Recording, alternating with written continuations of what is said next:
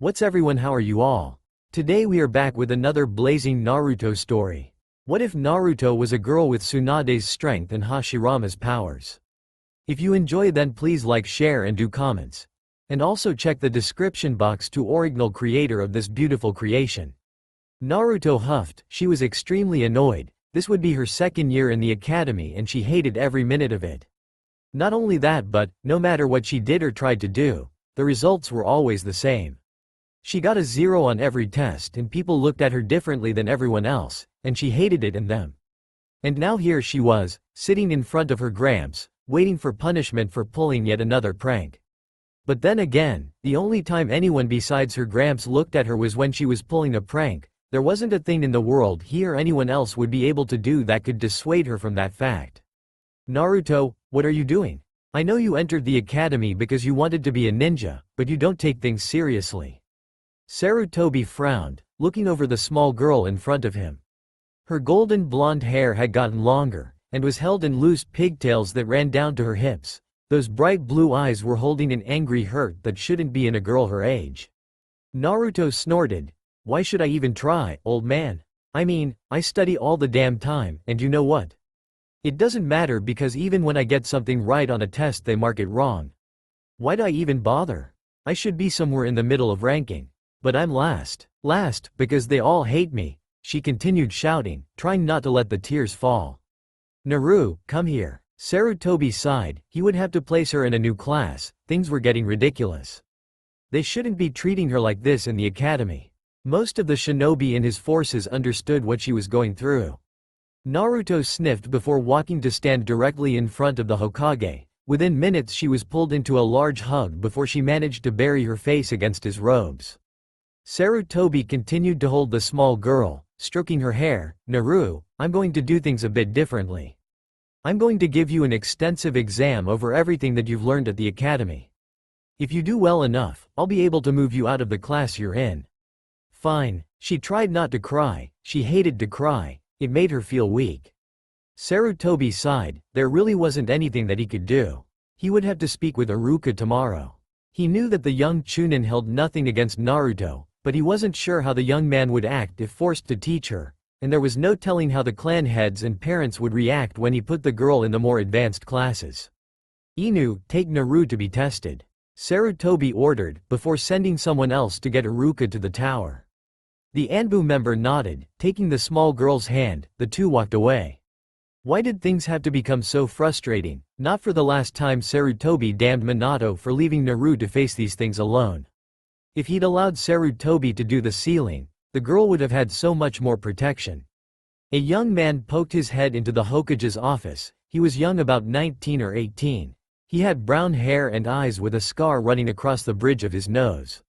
You called for me, Hokage-sama? Aruka, I hate to ask this of you, but I've recently come into a problem with a number of the teachers at the academy.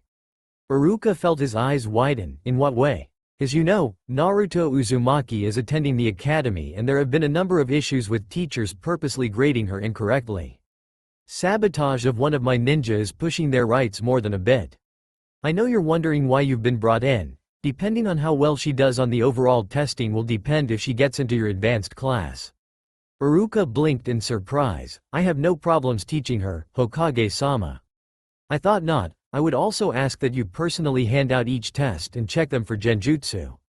For all classes, there has been a 30% drop in students outside of clans making it through the academy. I think someone is personally trying to ensure that these civilians or first-generation shinobi fail. That is not acceptable. After the war and then the incident, we need all the able-bodied ninja we can get our hands on. Once again, Sarutobi felt his age as he rubbed his hand over his face. Aruka blinked. That was going to be a big job and he wasn't entirely sure he could manage it by himself. Will I be the only one on this job? No, Kurenai will be helping you, as well. The aged Hokage replied, before looking up to find Inu patiently waiting at the door. Well, how did she do? She was correct when she accused the academy member of changing her answers or failing her on purpose. Inu replied, while it couldn't be seen, the man was trembling in rage. So, how did she do? Aruka asked. He'd heard horrible things about the young girl. From being a disruption in class to picking on others, he wasn't sure how many hateful things had been said. Perfect, she didn't miss anything. Taijutsu needs to be pushed up to par, and she has Tsunade's quality strength, which makes up for it. If she hits someone they will be down for the count. Inu twitched at the thought. He'd asked her to punch one of the training dummies and it had literally exploded. And she definitely needs to get some chakra control exercises under the belt. Aruka nodded. What about weapons? And does she know any of the basic ninjutsu? She can do henge and the replacement technique just fine. I don't think she'll ever be able to do a simple clone unless you torture her with chakra control, and her throwing is decent. Inu replied. Aruka nodded. This wouldn't be too terribly hard to fix, but it would look bad if she made it into the advance or top class if she didn't have the skills to keep up with the others. Then again, these so-called advanced classes or top classes weren't really all that fair to everyone else. They just happened to have 10 clan heirs in it. Aruka, how is Yakumo? Sarutobi asked. Naru had said something several months ago that had sparked an idea in the old man's head, and with the help of Jiraiya things seemed to be going along swimmingly. Sense the ceiling? Stunning actually, she's much healthier physically. Ito has regressed to a minor personality while strengthening the body. She's in the middle of the ranks, whereas she was unable to do much of anything before. Kurenai has done a lot to bolster her confidence and she seems to be making friends. Aruka smiled. Just 2 years ago Yakumo hadn't even been able to walk without becoming winded, while she couldn't spar as well or nearly as long as the others. Her throwing abilities with Senbon and Genjutsu overcame just about all her other obstacles. He was rather happy that he was being allowed to help her. Sarutobi smiled gently. Kurenai had come to him about sealing away Yakumo's ability to use her Genjutsu. Kurenai had become afraid of the strength of the Genjutsu and worried that Yakumo's altered demon Ito might hurt the girl or others. After some offhand comment from Naru, a brilliant idea seemed to come to life for him. If they fused the two together and forced Yakumo to become the stronger personality, then things would change. When the fused sealing was applied to the girl, all of them had been surprised when the girl's health began to improve at a rapid rate. When he and Jiraiya came together they theorized that the demon Ito had been stealing Yakumo's health so that she might take over the body completely. When Ito was cut from her host, Yakumo was able to regain her health. When will Naruto be joining the class? Aruka finally asked, after several moments of silence had seemed to overtake the room. Sarutobi sighed. More than likely, sometime next week. Naruto has asked to be moved out of the orphanage and I see no real reason to deny her. Aruka nodded. I see. Well, I'll be waiting then. Bowing once, Aruka left the room wondering how he was going to get along with this new student. He was conflicted with his dislike of her parasite, and his pity for the girl. Inu sighed. Before removing his mask, I want Naruto to move in with me. Sarutobi blinked in shock. He hadn't expected this response. Kakashi? I know it would put her in danger, but she can't keep living like this, Hokage-sama. She's utterly miserable, and she knows me well enough to stick around, instead of running off again. Kakashi finished. He's been taking care of the girl since she was placed in his watch, from giving her birthday gifts, to showing up for things like her induction to the academy. She was in almost every aspect his kid. Sarutobi groaned. Pinching his nose he glared at his Anbu operative. Very well, you'll be the one responsible for her, do you understand? Including all her pranks. Kakashi tried not to grin. He'd asked the small 8-year-old when he'd taken her for her testing.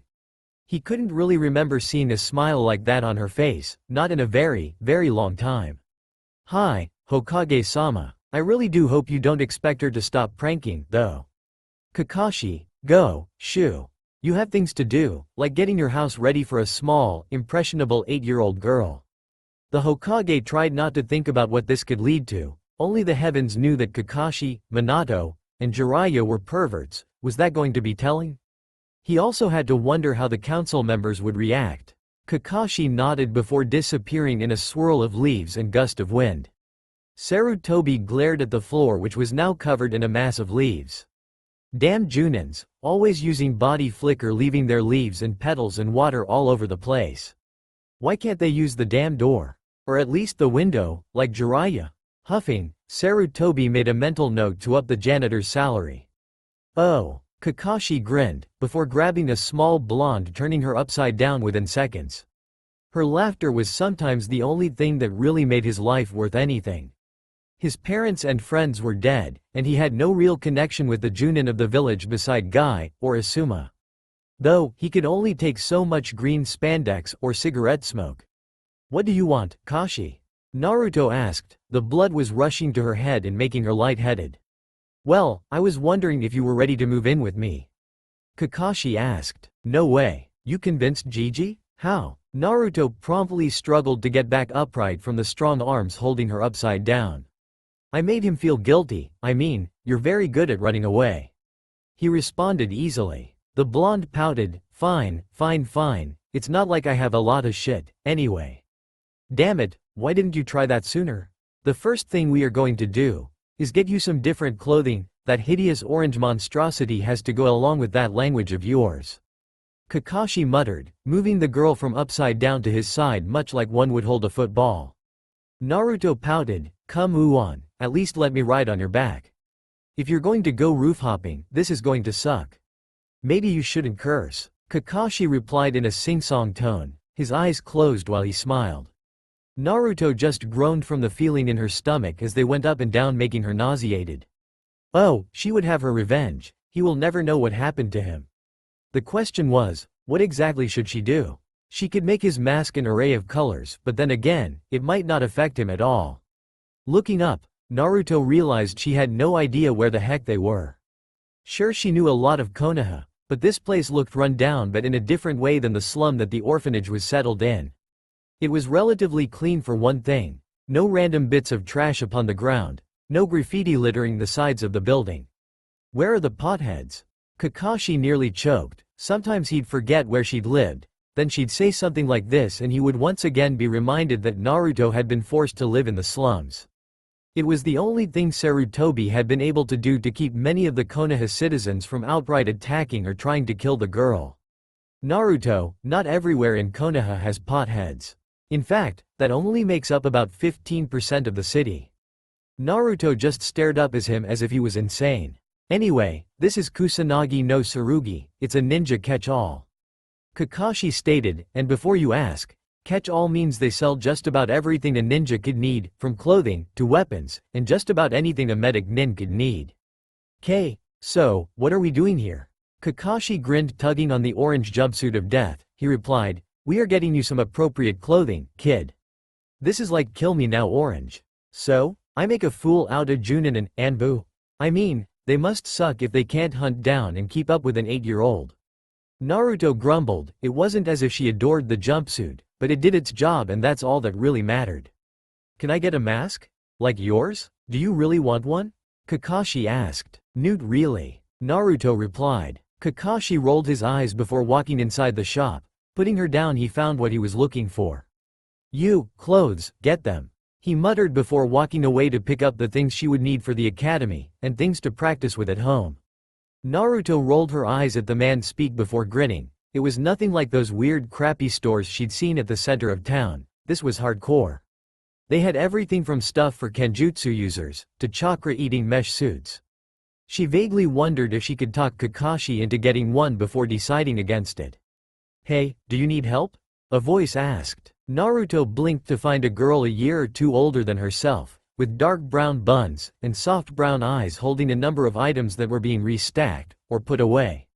Yeah, I need some decent ninja wear. She grinned, hands behind her head, but I don't know what to get, and I definitely don't want one of those dresses. She rolled her eyes at the thought, it was almost insulting. The girl chuckled, I'm Tenten by the way, and I agree that the dresses for students and genin are way too frilly. I'll be happy to help you out, though, she grinned. Naruto returned the smile, I'm Naruto. Fish cakes? Naruto just groaned, maelstrom. The two girls laughed before getting down to business. It would be nearly an hour before Kakashi came to find Naruto. He never could figure out how a woman, no matter the age, could take this long finding clothing that would work. His ears perked up, it seemed Naruto had made a friend. What do you think, Tenten? Naruto asked. Tenten studied the outfit. The top was a sleeveless battle kimono that was a teal blue-greenish color that fell to mid-thigh with slits running up just about the pants. The sash that kept the kimono top close was a soft yellow. The pants that she was wearing were black and skin-tight, just falling to the top of her knees. Black ninja sandals with a similar stripe of color. and a pair of fingerless gloves covered in metal plates. I think it works. I mean, you can change up the color and maybe make the shorts shorter if y'all want to. You need to get a belt and stuff like that, but you really won't need that until graduation or on survival tests. Tenten, if these shorts got any shorter they would think I didn't have shorts on. Naruto grinned. Meh, distraction. If they are that stupid, they get what they deserve. Tenten replied. Naruto broke down laughing. Is this another girls are stronger than boys thing? Hell yeah. Tenten crossed her arms thinking about one lavender-eyed boy in her class. He made her so damn mad. Naruto, are you done? Kakashi asked. Yeah? Hey, Tenten, I'll see you in school, right? Naruto asked. Sure, let's have lunch together. Tenten replied, waving before once more returning into the back of the store. So, what do you think? Naruto twirled. She had a number of these tops picked out and she adored them. Kakashi nodded. It's not something many would pick, but it looks good, kid. Do you want to wear that out? Can I? Yeah, get your stuff, so I can pay for it. Geez, you sound like a dad, Kashi. Kakashi rolled his eyes. When things were put upon the counter it didn't take long for everything to be paid for and the two of them left to drop things off at his small home. So, what are we going to do? I mean, I don't have anything to do till next Monday. It wasn't as if I had a whole lot to move and stuff. Naruto stated looking up at her new. What exactly was Kakashi? He wasn't her dad or brother, but he was darn close. You can go tomorrow, if you really want, I won't stop you. The Hokage wouldn't mind either, I imagine. Kakashi rubbed her head, absent-minded messing with her hair. Naruto stared up at him. Kakashi wasn't usually one for affection. Sure, he would mess with her like turning her upside down or carrying her around like a sack of potatoes or a football. But no affection, not like this, at least. Was she really going to be allowed to stay, or would the council once again intervene like so many times before? I think I want to go ahead and start. Are you going to be around a lot? Naruto was a bit uneasy, she couldn't help it. Kakashi frowned. Naruto, I can't be your legal guardian or adopt you. The council will or would put a stop at every attempt, but you're living with me now. Even if I'm not your legal guardian, I will be the one taking care of you from now on. No more living by yourself, no more only eating ramen. You need someone to look after you, whether you admit it or not, and I want to be the one to do so. Naruto continued to stare as if she was accessing him. This isn't an order from Gigi? Kakashi smiled sadly. No, this is a choice I've been debating over for a very long time. Naruto sighed. Okay. Gnawing on her bottom lip, she slammed into the taller man, burying her face in his stomach, arms locked around him. Kakashi stiffened at the sudden movement, before awkwardly patting the girl on the head. He could feel hot tears begin to seep through his cotton shirt and the quiet muttering of, "Thank you," over and over again. As the sobbing died down, he felt her slowly let go. Better? Naruto nodded, rubbing her eyes as if she was going to manage to hide her tears. Sorry for crying all over you. It's fine. Come on, it's getting late. We'll set you up for school in a few days. The two of us need to get used to this. Kakashi looked her over. Other than the quick crying jag and the fast bounce back, everything seemed fine. Oh, it had been 3 weeks since Naruto had moved in with Kakashi. She'd gone back to visit with Tenten several times and learned a good bit about throwing weapons. But now that she was once again at the academy, she felt nervousness well up inside her. She really didn't know what to expect. Naruto. What? Naruto asked looking up at Kakashi. You'll be fine. You've been keeping up with last week's lesson, and you have the potential to do great things, don't worry. Naruto nodded. Apparently several other students had asked to be allowed to take the same test she'd been forced to take. All the classes had to be rearranged and a number of teachers have been fired, including a white-haired man named Mizuki, a taijutsu teacher that had purposely been teaching students the wrong stances. Because of this, classes were stalled for a 3-week period to get things back in order. Waving at her guardian, she found herself in front of the classroom A2. Walking back and forth she started when a tall young man came to the door. Are you Naruto? He asked. Naruto nodded. Suddenly her voice was stuck in her throat and she couldn't speak. Well, I'm Aruka Amino, I'm the teacher of this class.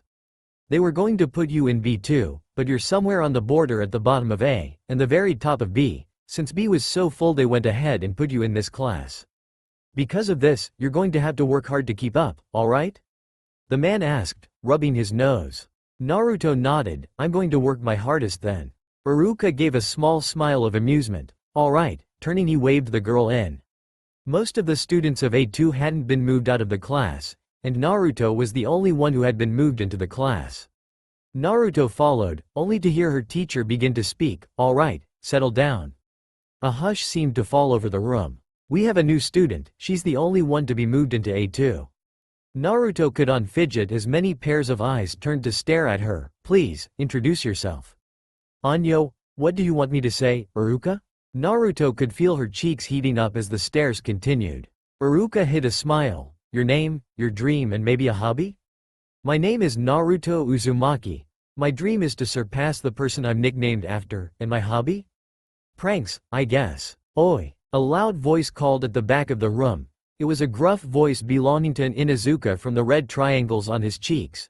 His hair was a shaggy brown. And there was a puppy resting on his head. What's your nickname? Mini Tsunade, or Minisu by some of the others. Ah, why do you have that name? A bubblegum-haired girl asked, curiously. Anyo. Aruka, how much is that taijutsu block? The blonde suddenly asked. Ah, not that much? Aruka was confused. Naruto moved, pulling the revolving block out away from the wall before rearing back and slugging it with all her might. The explosion of wood and metal and dust was worthy of a small bomb. As the dust cleared, all that was left was a small grinning blonde with her hand thrown back behind her head. That's why I'm called Minisu, that and my temper.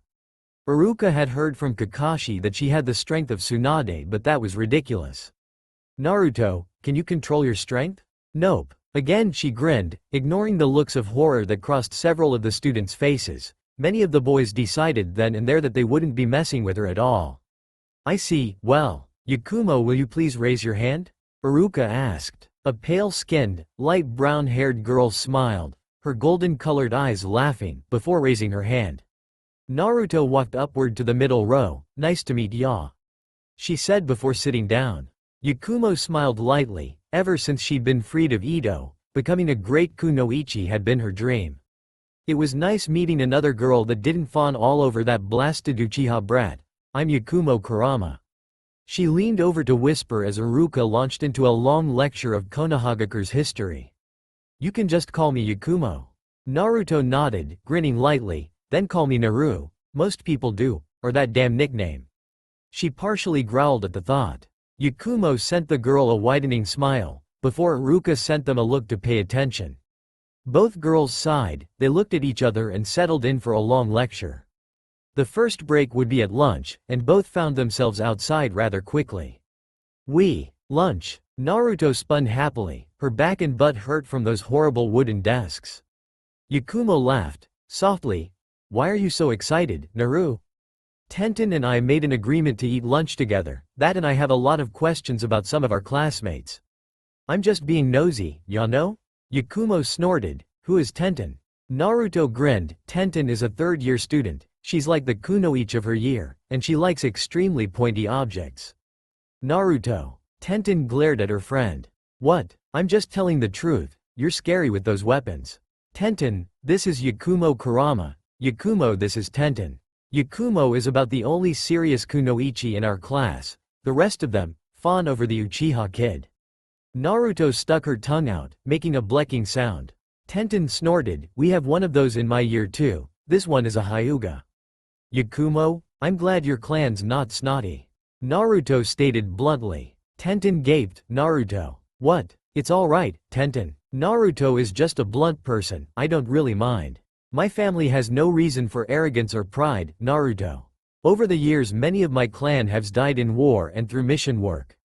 So, there is only a small number of us left. Yakumo sighed. She was determined to be a great ninja. Still, that's not something to say. Tenten sighed. It's not like I know how to act like you guys do. I was raised in East Side, ya know, the slums and stuff.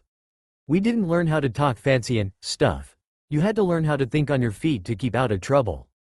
Naruto shrugged. Yakumo's eyes widened. Naruto, that's the most dangerous part of Konoha. Yeah, I know. But I'm out of there, I've got a new guardian and everything. Naruto waved the concern away. Tenten sighed, before blinking. Do you know a boy named Rock Lee? She was relatively sure the Taijutsu boy was from East Side. Bushy brows? Yay, I do, indeed. Naruto's face was scrunched up. Bushy brows was a pretty cool guy, stubborn but so darn earnest. He was one of a number of kids that had no business living in East Side, and one of the few of them that made it out. Tenten nodded, a bit more than amused at the comment. Bushy brows? Bushy brows? Yakumo asked. Lee's a nice guy, really nice, and honest to a darn fault. But the boy had the biggest damn eyebrows I've ever seen on somebody. Tenten sighed, before Yakumo began to chuckle, more than a little amused. The three girls enjoyed their lunch, not knowing that a number of students were watching this display. It was surprising that the genjutsu wielder and the new girl, at least to Class A2, were getting along so well. One person who was interested happened to be the same Uchiha that they had been talking about earlier. It was a surprise. There was now a total of 3 girls that didn't drool all over him, and he had to hope that from now on one of the 3 would be put on his team for group projects. After lunch, things settled into another hour lecture before the class moved on to the last class of the day, Taijutsu. When everyone was put into the simple Taijutsu stance position, Naruto made sure she was in the back of the class. It was so embarrassing. She managed to correct herself, but she really had no idea which ones were right. Naruto, that stance is horrible. Aruka stated, standing over the girl. The class tittered in amusement. Sorry Aruka, I had Mizuki as my taijutsu teacher. Naruto replied, more than a little annoyed. She was going to show all these stupid councilman kids she was better than them, and maybe some of those clan brats too. Ah, I see. He really was determined to ruin your form then. Several students frowned. Finally one asked, Aruka? What do you mean? It was a girl with light blonde hair and light blue eyes. She was also wearing a lot of purple, and one of those dresses. There was a reason that the academy was closed for 3 weeks. You see, several of the teachers here were purposely teaching their students incorrectly. Naruto is one of those students. Aruka answered, his attention completely on correcting Naruto's form. Pushing the back of her knee, he smiled when the rest of her form began to clear up. Does that feel better, Naruto? Hi, Aruka. It doesn't hurt anymore, Naruto answered. Good, class, return to your own stance. Aruka yelled, continuing to look over his students. He would stop occasionally to correct a position or write notes in his gradebook. Alright, switch, Aruka called out, and the students once more changed into another of the basic academy-style stances. When they were finished, Naruto was about ready to burst. It had been fun to work with weapons, and the stances weren't too bad, but gah. It was so boring. Between the history and literature and mathematics and so on, it was like being in a regular public school back before she joined the academy. Naruto sighed. It was finally over and she could only thank the gods it ended. Yakumo, what do you do after the academy? Naruto finally asked, as they began to walk toward the entrance of the school. I generally practice genjutsu with my uncle and father. Why? Yakumo answered curiously. Just as Naruto was about to answer, she was knocked down. Looking up, she found herself being glared at by an Uchiha member she'd never seen before. Idiot, you ruined it. The boy yelled. Naruto scowled. Ruined, what? Rubbing her arm, she winced at the slight pain. My scroll. You ruined it. Naruto frowned, looking for the scroll in question. It looked like a jutsu scroll from what she could tell, but it wasn't too badly damaged. Nothing a bit of time and effort couldn't fix. I didn't ruin your scroll, Naruto stated, standing. You did too. You're going to have to pay for it. I'm not paying for a scroll that can be fixed. Not only that, but you ran into me, not the other way around. So, shove off, asshole. Huffing, Naruto grabbed Yakumo's hand and began to walk away. Neither girl noticed the anger that seemed to overtake the boy's face, or the sudden hush that seemed to fall over the training grounds. Ozuru was angry. No bratty second year was going to treat him like that, especially not the one his parents called a demon. Oh no, he was going to get her back, and he didn't care if he got in trouble. He could feel the chakra welling up into his chest, forming heat and fire building, getting ready to contain itself in a large sphere. Fire release. Grand Fireball Jutsu. The large sphere rocketed forward. Shouts and screams of warning would go off seconds before the technique was released. Yakumo managed to dodge out of the way. Naruto felt terror rise up inside her. Chakra surged through her veins. Some of it ran across the ground, and the ground and water in the air twisted together as a large mass of woody-like vines appeared in front of her. Naruto could only stare in surprise. Shock seemed to overtake her. What in the world just happened? Aruka had been cleaning up the training ground at the back of the academy. He'd had to after Naruto had joined his class. She might not be able to hit the target's dead center, but if she threw one of those high-powered kunai and managed to hit someone, it would probably simply go through the body, or take a limb completely off. He'd limited the girl to one target, and there were several holes in the front and back of the thing. She'd eventually split the thing in half. Then quarters. Several of his male students had winced every time the kunai struck the target. It was almost like she was letting them know if they were perverted she would beat the crap out of them. When one of the older students rushed around the corner stating that Ozuru, one of their problematic students, was picking on Naruto and Yakumo. Aruka had gone in a flash. When the boy had let loose the grand fireball technique that all Uchiha were known for, he'd felt his heart plummet and something catch in his throat. The sudden chakra spike worried him. It was completely human, but it was incredibly large. Even someone with large amounts of chakra like Naruto would have a hard time pulling it off, and he was most certain that it was her chakra running along the ground and bursting forth into the air. Just as quickly as the chakra dispelled, it collided together once more, yanking water and crushing it together with the earth, before large tree trunks twisted together in front of Naruto like a vine. The large fireball slammed into the wooden shield. It seemed to catch then sizzle out. Ozuru's snarl could be heard all across the entrance of the academy. Other teachers and aides were appearing. Some were dumbfounded, while others were ushering other students to safety. One immediately used body flicker to leave no doubt to grab the attention of Anbu and to inform the Hokage. Earth release. Binding chains. Aruka rushed through the sequence of hand seals. Ozuru was getting ready to use his jutsu again. Aruka thought the tree trunks could hold up, but it was better not to take the chance. Thick linked chains rushed from the ground, yanking Ozuru to the ground. In surprise, the jutsu was halted while smoke could be seen rushing from the angry boy's mouth. Secure in the knowledge that the hot-headed boy was down for the count, he rushed toward the two girls. Yakumo was already getting up and moving away behind the tree barrier. Aruka nearly swore as he looked at the little blonde. She was obviously in shock, and coming down from the high explosion of chakra as her eyes dipped, he knew she had chakra shock. He caught the falling girl before she hit the ground. Chakra shock occurred when young children and teenagers, whose chakra systems were already unstable, used far more chakra than their bodies were supposed to, which disrupted the chakra's circulatory system.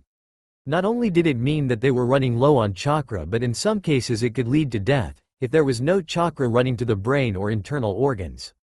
Yakumo, I want you to stay here. I need you to speak with Anbu when they arrive. Aruka was extremely serious. Chakra shock was just as bad as regular shock. The fact that Naruto's darkly tanned skin was becoming pale at an abnormal rate, her breathing was becoming shallow. Yakumo felt tears well up in her eyes before nodding. Have you seen Hinata or Neji? Aruka asked. Tenten, who'd been heading toward her friends, quickly answered. Neji left just before that. Uchiha went nuts. Thank you, I'll talk to the two of you later. Aruka was gone in a rush. Chakra enhancing his legs, causing him to move at a speed a normal Chunin would never be able to reach. Tenten glanced at Yakumo. She looked like she was going to fall to pieces. We were just talking about what we were going to do after school, and he totally freaks out. Yakumo stated, before rubbing away the urge to cry. She felt Tenten pull her closer to wrap a loose arm over Yakumo's shoulders. We'll just have to tell him in big bold letters what that idiot did. Tenten muttered. It seemed as if hours passed in the few seconds that they were forced to wait as Anbu seemed to swarm the academy. Sasuke never thought he'd seen the arrogance of his clan, never thought someone from his family would openly try to kill someone. And for once in his life, he found himself questioning his father's teachings, questioning what it meant to be an Uchiha. If this was what it meant, then he wasn't sure he wanted to be a part of it. When the Anbu member Saru took the time to speak with him, he had two choices. He could tell the truth, or he could lie. Uchiha-san? The taller male asked. Hi? Sasuke answered. Can you explain to me what happened? The monkey-masked Anbu member asked. Sasuke nodded. Ozuru was reading over one of the fire scrolls from the Uchiha coffers and he wasn't paying attention. He ran into Naruto Uzumaki, and proceeded to scream and yell about his ruined scroll. Saru nodded for the boy to continue, slightly surprised. When Naruto replied that it was an easy fix, he demanded she pay for it. Naruto refused and turned to leave. Ozuru proceeded to go through with attacking her from behind with my clan's grand fireball jutsu. Sasuke kept his face blank, he really wanted to speak with his Ni-chan. Saru nodded again, thank you, Uchiha-san. Sasuke sighed, before turning sharply to leave. He would have to think about this for a while, and he knew that tonight's confrontation with his father was going to be far worse than what he wanted. He'd strived to achieve his father's pride, just like his Ni-chan, but depending on how his father reacted toward this action was going to create a wave through the Uchiha clan, he was sure. Several students watched the second Uchiha heir, surprised at his blunt honesty. It also encouraged several other students to tell the truth as well, leaving Anbu with an extremely detailed picture about what had happened. Oh, Aruka felt his heart leap when he saw Neji close by. Neji Hyuga. Neji frowned, before turning back. Yes? I need you to come with me. Aruka stated, shifting the girl in his arms. She's in chakra shock, we need to get her to the hospital. Neji's brows raised before his eyes widened, within a second veins bulged. There is little to no chakra going to her heart. Neji followed, rushing as fast as he could. Aruka swore, before channeling a small amount of chakra to keep the heart pumping. Tell me if anything else changes. Hi. Neji felt a rush run through his veins. It was obvious from the thickness of her coils that she had a large amount of chakra. The question was exactly how much had she dispelled. But what was discerning was the secondary chakra pool. It was red and angry and strangely nearly empty. He would keep his thoughts to himself until he could find out more about the strange secondary pool. Several times, chakra stopped pumping to different organs, and each time Aruka kept her system stable until they finally arrived at the hospital, where she was swept away behind closed doors. Sensei? What is it, Neji? Aruka asked, looking down on the small boy. What occurred to put her in that condition? He asked. Aruka went still, he wasn't even sure how to explain it. She was attacked by Ozuru. Neji's eyes widened in surprise. He knew the older boy almost everyone in the academy did. He'd failed twice, and at 14 this was his last year, whether he passed or failed the exam. Either way, attacking someone like that was a sure way to get yourself into more trouble than you could get out of. I see, I would like to leave then. Aruka nodded. Thank you, Neji, you probably saved her life. But I must ask you to keep everything you saw quiet, and if you wish to speak with someone, then come to me. All right? The young boy nodded, blushing violently. He hadn't really thought about such a thing. He didn't think he would ever forget seeing a girl just a bit younger than himself lying lifeless in her teacher's arms. It would certainly change the flow of his life, and that of his clan forever. Aruka sighed, before settling into one of the waiting chairs. There was so much that needed to be explained, but he was more than positive that the Kyuubi now was either destroyed completely or locked away forever behind that seal of hers. The fox marks, the small whiskers that everyone had identified Naruto by, were gone. Was it because she'd successfully used Mokuton?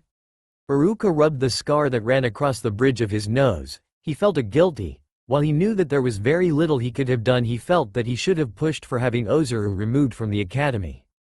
The boy was either an idiot or thought that there would be no repercussions for attacking the demon child. Hiruzen frowned as he walked toward the emergency pediatrics waiting room.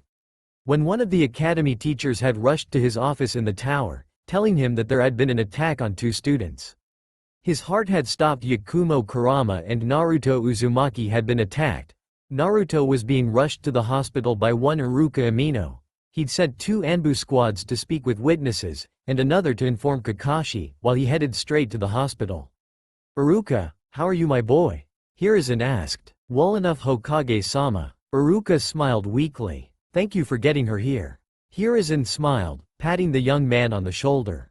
She would have died. Aruka stated, if Neji Hyuga hadn't been nearby, Naruto would have died. Explain, Aruka. Hokage demanded. Ozuru. Ozuru used the grand fireball jutsu, and attacked Yakumo and Naruto. Yakumo managed to get out of the way. Naruto? I don't know if she froze or if she was just that shocked. Then I suppose a survival instinct kicked in. She pushed out so much chakra. She's only 8, but she pushed out more chakra than some Junins I know. And it completely drained her. I mean, she had next to nothing left as far as her chakra reserves. She went into chakra shock.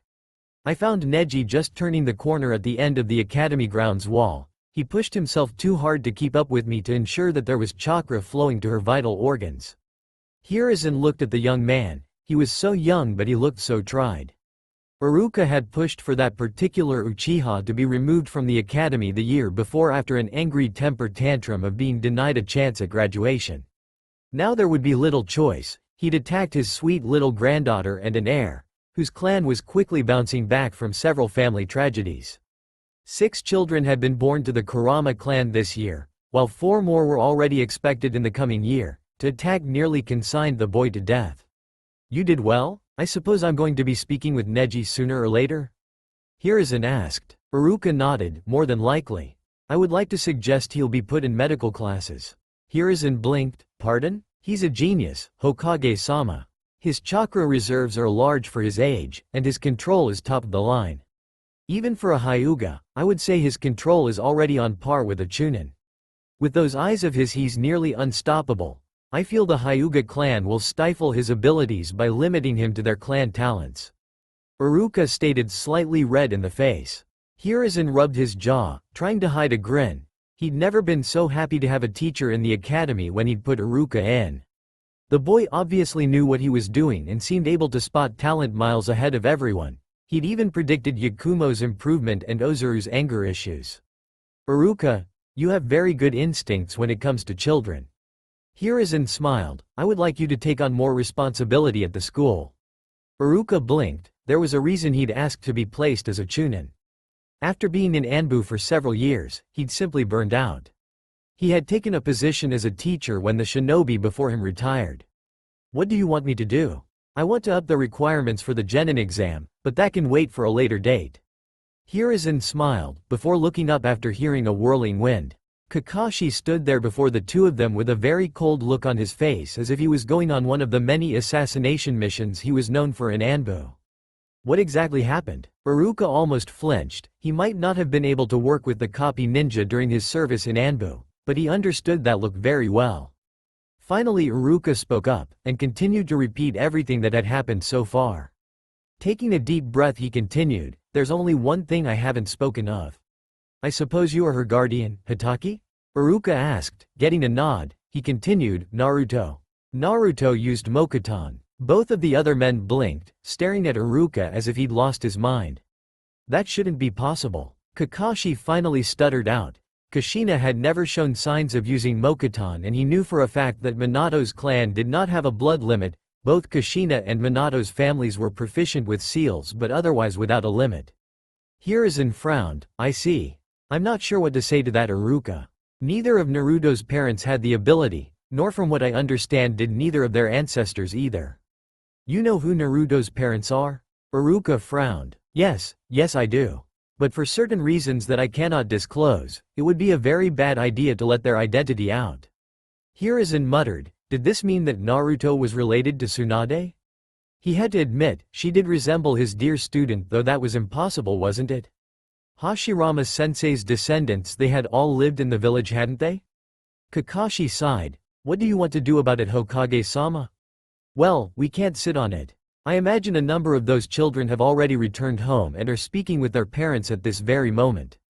As such, it would be best to have a council meeting as soon as possible. It wouldn't do for them to try to force Naruto into their homes with or without correct information. Hiruzen stood calling one of the staff members over, a man by the name of Shigeru Mizuno. He ordered a genetic test to be run between one Naruto Uzumaki and several members of the Senju, including Hashirama, Tobirama and Tsunade. Needless to say, Shigeru was dumbfounded at the request. When he was ordered to confidentiality, he could only nod as the head of the hospital. This could mean his removal or more funding. Hokage-sama? A soft voice asked. It was an older woman roughly the same age as the Hokage. Her name was Minami, or simply known as Nami to many, the girl the young man brought in. Was she truly the Jinchuriki? Yes, Nami, what has occurred? Hiruzen asked, extremely worried. Well, it's almost as if the demon was destroyed. Nami continued, the marks of possession, they simply don't exist anymore, and the chakra she's producing, it's so very potent. How will that affect her? Kakashi asked, staring at the older woman in worry. She should be fine, and it shall slow the uncontrollable chakra growth. Iza smiled, and it should allow her better control. Other than that I can't really tell you unless we have a Hyuga look at her coils. She won't be waking up anytime soon. Her healing factor is the same, the Kyuubi can't speed the healing up anymore. Hiruzen blinked in surprise. Very well, Kakashi, Aruka, you two are to guard Naruto until further notice. I'll send someone to reprieve you in a few hours, Aruka. The older man sighed as he rubbed at his cheeks. Good grief, what the hell was going on in Konoha? He certainly hoped there were no more surprises coming in the near future. Then again, he wouldn't get any genetic test results until later in the day or early in the morning. Waving at the two, the older man continued he had a meeting to schedule with the clan heads, and a mountain of paperwork with his name on it. Dolphin, EMM? Kakashi asked, looking at the younger man with an amused expression on his face. Hi. Aruka stood rim-rod straight, his cheeks aflame before following Nami back towards Naruto's room. Kakashi chuckled, highly amused, so this was the infamous Dolphin, and he certainly was a cute little thing. When they arrived at the door, Kakashi immediately opened it and walked in. He had to see his little maelstrom. He sighed slightly, seeing her like this hurt. Kakashi never would have imagined that in such a short time Naruto would become so ingrained in his everyday life. He could even find himself becoming flustered when the tiny blonde crawled into bed with him after a bad dream, or she klutzed out and broke something. She was so pale, her little cheek marks were gone. Usually they would be standing out against her skin. It was so strange to see such a pallor against those cheeks that were usually pink with excitement. Sighing, he ran a hand over feather soft hair. I'll be here when you wake up, Naru. Shaking his head softly, he left the room, closing the door behind him. When he saw Aruka glancing at him out of the corner of his eye, Kakashi tried not to tease the younger man. But sometimes you just can't help it. See something you like, Dolphy-chan? Aruka's face seemed to light up like a cherry. It hadn't expected something like that. How did Kakashi know Naruto? Not only that, but why was the man flirting with him? Though he wouldn't be the first or last Anbu rookie who'd had a crush on the infamous copy nin. Kakashi chuckled. Before leaning back against the side of the door, he could only imagine what the Hokage was doing right now. So how do you know Naruto? Aruka asked. They had been standing there for several minutes watching as a number of nurses walked by back and forth. I'm something like a guardian. Aruka frowned. Pardon? It wasn't normal for an 8-year-old girl to stay with a young man. Naru is all alone, and she kept running away from the orphanage, so I volunteered to be her guardian. She's the closest thing I've got to my own kid. Kakashi shrugged. Aruka tried to hide an amused smile. Who would have thought that an orphan like Naruto would touch the heart of someone as indifferent as the copy ninja? Oh, Choji never imagined that his day would turn out like today, never expected to see a confrontation like this, the danger of it until he was at least a genin. To see it at his school left him stunned. For the last hour and a half people had been getting interviewed by Anbu because someone attacked a student, a comrade in arms. It was one of those times he was very grateful that Shikamaru was his best friend. Shikamaru was very rarely interested in anything but clouds and ways to get away from his very loud nagging mother. His lazy gaze studied the twisted vines that seemed to be covered in Naruto's chakra. It shouldn't be possible, and he was more than a little curious. I can't believe he did that. A young female voice cried from the sidelines. It makes you wonder about the Uchiha clan as a whole. Don't talk about them like that. A high-pitched whine was pulled out. Sakura, you can't tell me this doesn't change your opinion of the Uchiha clan, 'cause it changes mine. Ino muttered. That had been more than terrifying. She'd been positive the new girl was dead. I suppose. Sakura didn't want to admit it, but it had frightened her more than she was willing to admit. I do have to admit that I don't know if Naruto is going to be coming back to our class though. Sakura began to gnaw on her bottom lip. What are you talking about, Sakura? Choji asked, a little concerned. He could see even Kiba had stuck around to listen. She obviously had chakra shock, Sakura stated. That could kill a kid her size. Kiba grumbled out. Akamaru whined in agreement. She is on the small size, and did you feel the amount chakra she pushed out? Ino asked. She'd never felt so content and warm in her life. It was hard not to Ino. Shino finally answered. All of them turned to look behind them. Not one of them had realized that the Aburame had stayed behind. Ino grumbled, before speaking up again. I wonder how Yakumo is. I dunno. Choji murmured. He didn't know how he would feel if something like this happened to Shikamaru. I think I'm going to visit her. Hinata finally spoke. She was generally the quiet one of the group. She had a bad habit of stuttering, but she had a good heart and so the others didn't mind. I shall come with you, Hinata. Shino nodded. In agreement. He was very curious about the younger girl and intended to speak with his father about the chakra Naruto had pushed out of her body. Several of his Kikai were snacking on the aftermath, and they were extremely happy. The tree was full of warm delicious chakra and they wanted nothing more than to suck it dry. Kiba thought it over. She was sorta cute and she smelled like AK-9, so she had to be at least a little cool, and he was more than a little curious. Me too then. Gah, you're not leaving me out of this. It's perfect for info. Ino had a pleased little smirk on her face. She was going to find out if this new girl had it for Sasuke. Or warn her off the Uchiha boy. She might not like the clan but the boy was still so cute. Grrrh. No way Ino pig, you'll scare her off. Sakura scowled, before the two pounced on each other getting ready to get into yet another fight. Shikamaru sighed. I suppose I'm going to be dragged along. At Choji's nod the boy nearly groaned. Troublesome.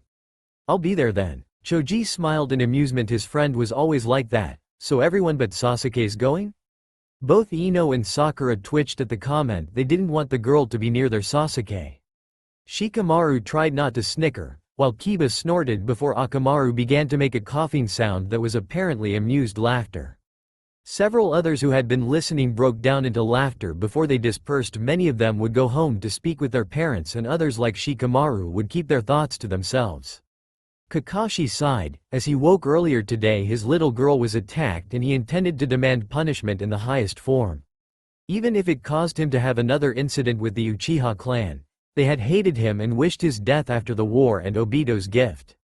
There were only 3 members of that particular clan that he trusted 100%. Yawning again he rubbed the sleep from his eyes, for they rested on the clock. It was getting later but thankfully he'd been released from his duty until they were sure that Naruto was stable. As his hand dragged across his face, he finally noticed something out of the corner of his eye. Medium-length brown hair was falling over his shoulder, and a slow grin slipped across his face. He'd never really taken the time to get to know one Amino Aruka, but now seemed like as good a time as any. The best part, the younger man was extremely cute. Though he had to admit having a warm body snuggled up against his while waiting on his child, and he had come to accept that Naruto really was his child after this incident. Aruka-san, Kakashi spoke lowly. He didn't want to disrupt Naruto if she was anywhere near consciousness. No, sleepy, bad clock. Aruka just snuggled closer. He didn't know why it was so warm in his bedroom but he really liked it. Kakashi snickered. Oh yes. He had blackmail material. Then again, maybe he could just use it to bribe the younger man on a date. Now Aruka-san, it's time to get up. I doubt you acted like this in Anbu. Then again, he was never 3 hours late for anything while he was in Anbu either. Aruka finally opened his eyes. He'd been sleeping so well it had been warm and comfortable. One could say it was the feeling of safety. Yawning, he began to blink. As he looked up, something was a little odd about his ceiling. 1, it was this odd beige color, and 2, there was a single eye staring down at him that seemed to be surrounded in black and metal. As his vision began to clear, so did his memory. He and Kakashi had both stayed with Naruto after the Hokage left earlier in the day. At some point the two of them had settled down on the couch to relax. He must have fallen asleep at some point while they were sitting. A slightly blush ran across his tanned cheeks. I'm sorry for falling asleep on you, Kakashi. Aha, I don't mind. Feel free to sleep all over me. Kakashi's grin grew at the blush that ran across the younger man's face. And for once he had to wonder why he'd never noticed the man before. They had met several times in the past, both in Anbu and when things had been going down at the school for sabotage. Aruka could feel his cheeks now flamed to life. Why was he so interested now? Did being around Naruto make that big of a change in his life? Would you like to go out to eat? Maybe this would distract him. Oh, are you asking me on a date, Aruka? Kakashi asked, practically purring in the smaller man's ear. He could feel Aruka shudder, hear his heart beginning to speed, and he could even smell the nervousness and excitement wafting off the younger man. No, I mean, yes, I mean, Kakashi chuckled, I'll leave you alone for now. Come on. Kakashi grabbed the Aruka's hand, dragging the man as he went. He knew exactly where he wanted to eat out. It was Naruto's favorite. He often had to force the girl home to eat healthier food. He kept telling her that she was going to be short forever if she kept eating ramen. Ichiraku ramen bar? Aruka asked. He'd finally managed to stop being dragged, though he had to admit that he didn't mind having his hand held. Kakashi nodded. Yeah, it's something that's been here for most of my life. Between Minato, Obito, Kushina and then Naruto, it had been hard trying to get Ichiraku out of his life. Aruka raised a question eyebrow. What do you mean? He asked. He had to admit that he was more than a little curious about what was going on in the silver-haired man's head. Kakashi, where's Naruto? An older man questioned. He was as bald as a baby's bottom and somewhere in his 50s. He was a heavy-set man who looked very much the part of a ramen chief. Kakashi felt his mood deflate. She was hurt at school. Tucci scowled. What happened? The older man was a little overprotective sometime, but it just couldn't be helped. Naruto was a sweet little girl. When they could get the girl to stop cursing. Not that anyone had gotten much success in that particular area of training. Ayame frowned. Well, is she alright? Both owner and waitress became worried, when both men looked toward the other and simply shook their heads in a silent no. She's in a coma, Ayame-chan. They say she should wake up, but that they're not positive. If Tsunade-sama was still here, it would be a different matter. Kakashi answered finally. It hurt knowing he hadn't been able to protect her. He'd made a promise and he hadn't been able to keep it. Aruka frowned. That's true, but at least the assailant was caught. I'm afraid he's going to have a very harsh punishment placed on his head. Especially after this is all said and done. He added, a thoughtful look on his face. Tucci sighed. He didn't really understand ninja rules or regulations, but he also hoped that the two youngsters in front of him didn't need to dwell on something that was obviously hurting them both. Sue, what do the two of you want? I'd like 2 large bowls of miso, with a side of beef. Kakashi finally answered. A large pork for me, please. Aruka smiled, warmly in return. He's never been here before, though it wasn't hard to believe that Naruto loved ramen. She'd pointedly asked him shortly after they'd returned from lunch if they could go out to eat. He'd been surprised but had to answer honestly. There was no rule keeping the students here for lunch. Tucci smiled. It was large and warm, just like his place. It had been there since Sarutobi's range. It had been his daddy's, now it was his. It would belong to his daughter, and he hoped it continued to stay in the family after he passed on. I've never seen you here before. He commented, looking toward Aruka in amusement. Ah, yes. This is the first time I've been, but Naruto talked about this place today after school. Aruka responded, in kind. The older man nodded. She must have liked you then. That girl has the best person-sensing ability I've ever had the delight to see in person. Kakashi laughed lightly at the confused expression on Aruka's face. Naruto. Because of the way she grew up in the slums of Konoha. I think she knows innately those who are kind and good. She also seems to know the end of the spectrum as well, those who like to cause harm. Kakashi sighed. On more than one occasion the small blonde had walked into something that would have been safer to turn the other cheek to. How so? Aruka frowned, curious. Kakashi grinned. Naruto might seem rough around the edges, but she's got a heart of gold. You don't know how many times while I was on her watch rotation, I would watch her bring animals of all shapes and sizes into that crappy thing that they called an apartment. Or even kids. The area she came from was cruel to children, so they tended to stick together, even with the so-called demon brat. That's how she knows that Lee boy, guy is so crazy about. Aruka blinked in surprise. Animals? Yeah, last year she was wandering around the dump looking for something. I don't really have an idea as to what it was. But suddenly she just stopped, looking around for something, and pushed this piece of metal over. Behind it there were 3 little kittens. She took them home, and took care of them. 2 of them she got Yugo to give away for her. And she kept the last. That damn cat's going to go nuts when Naruto doesn't come home tonight. Kakashi sighed. That darn cat, Narumi, was just as crazy as its owner. Aruka burst into laughter. He could only imagine Yugo trying to give kittens away, and he wouldn't be the least bit surprised if she'd simply kept the 2. You make a good father, Kakashi. Kakashi blinked in surprise before his cheeks lighted up red like a tomato. All 3 people nearby looked on with fascination. None of them have ever seen the relatively stoical man get that red before. Ah, my apologies if I overstepped my boundaries. Aruka sighed. He hadn't meant to bother Kakashi. But he'd seen firsthand how he cared for the little girl and didn't really understand how that didn't qualify as being a father. "Ah, no, I don't mind, I'm just surprised," Kakashi replied. He rubbed the back of his head slightly in embarrassment.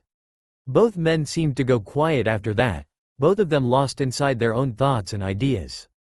As they separated, Aruka found himself wandering home to clean up for the next day, while Kakashi found himself walking back toward Naruto's room at the hospital. Kakashi looked at the Anbu members outside her room briefly. Nodding, he walked through and closed the door. It wouldn't keep them from hearing what was going on inside the room, but it would give him a sense of privacy, and at this point that was really all he was looking forward. "Hey, Naru, I gotta say kid, you never do things the easy way, do you? You're just like your mom, but you look so much like your dad." Kakashi felt a deep pain stabbing at his heart.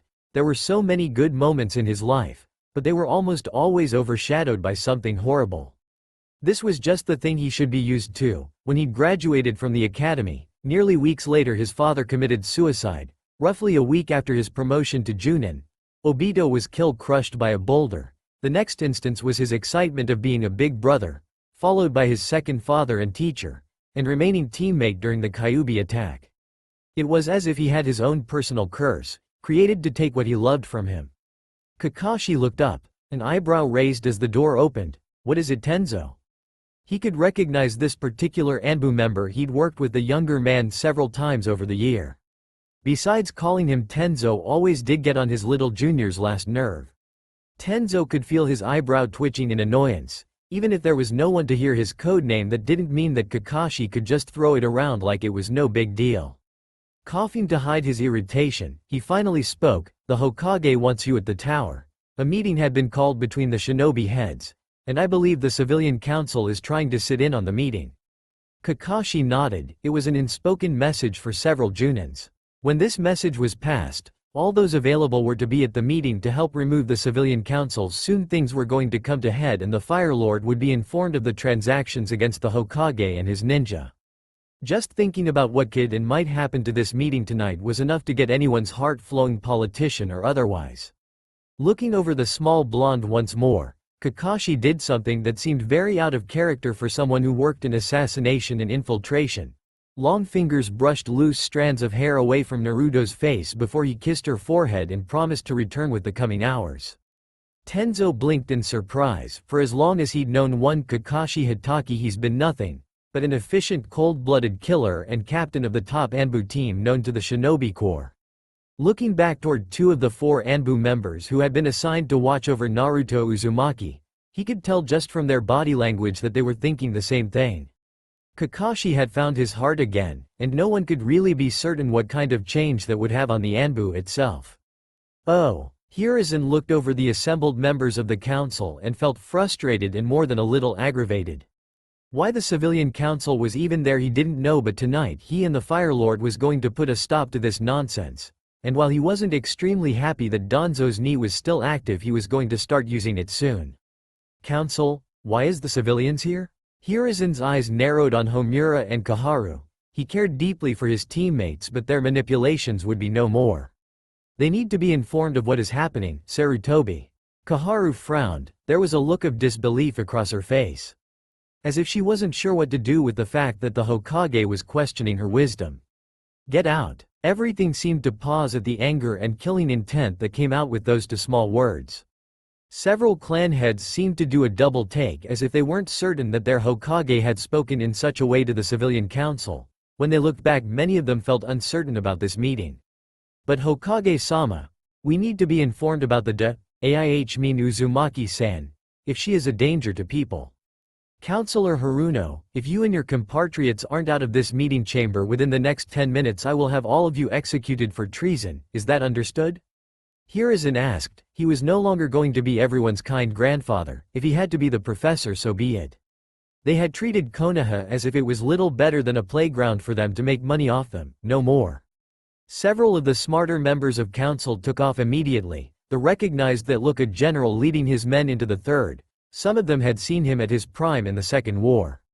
Several Junins who'd been invited to the meeting had pleased expressions on their faces. They had no idea that over the next 3 years there would be major changes within Konoha. Konoha had been weak, and that was going to stop starting today.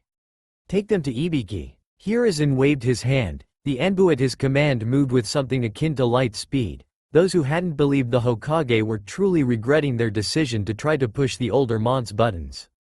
Danzo felt a cold smile creep across his face. It had been a long time since the god of shinobi, the world-renowned professor, had made his appearance in Konoha.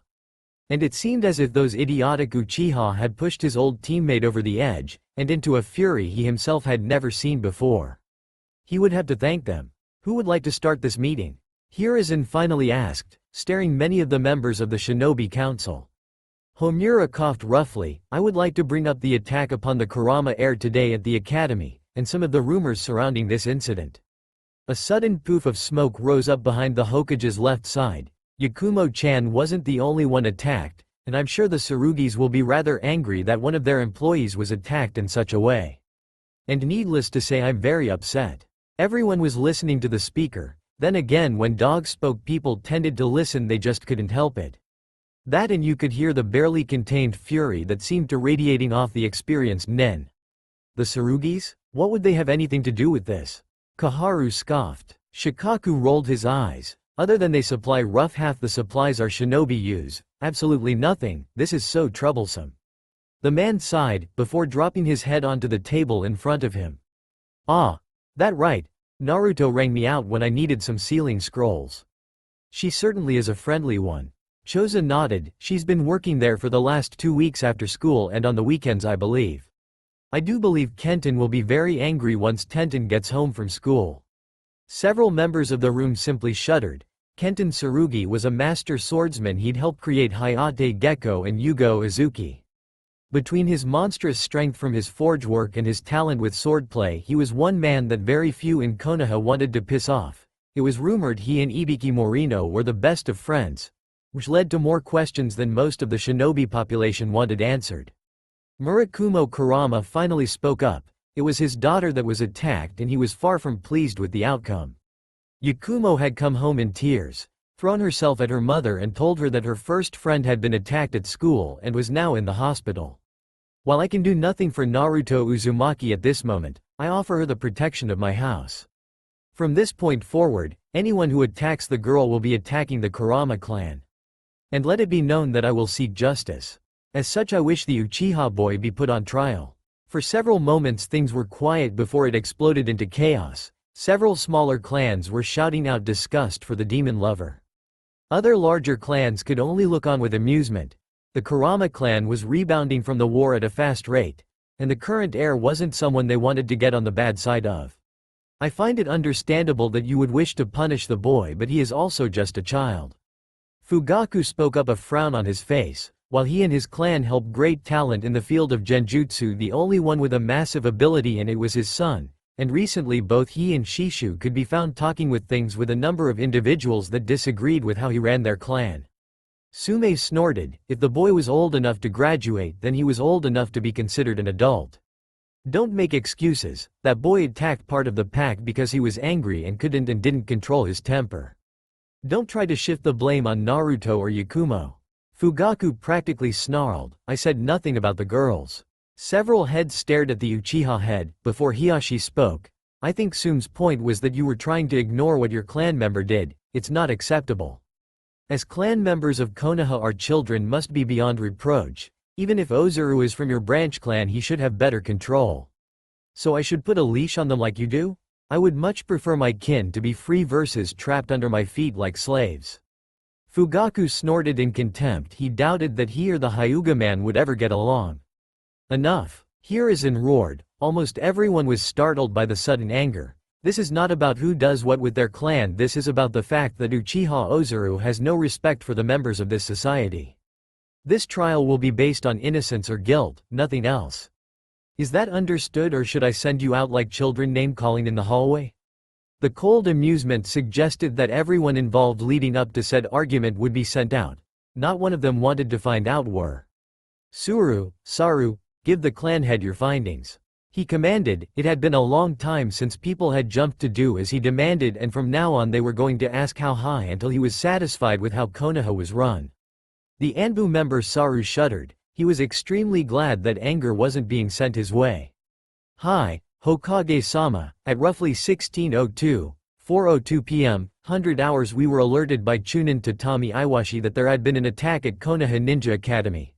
Suru and myself were deployed at 16:05 hours. We arrived at 16:09 hours from the Anbu Base 3. Upon arrival Suru spoke with one Kurama Yuko and Tsurugi Tenten, both had seen what happened up close. Suru continued, her voice was low and but strong soprano. Kurama-san spoke about the two of them leaving and trying to find something to do before they both began to practice for the afternoon, Kurama-san for her genjutsu, Uzumaki-san for her part-time job at Tsurugi's. They had roughly 30 to 40 minutes before they both needed to be places.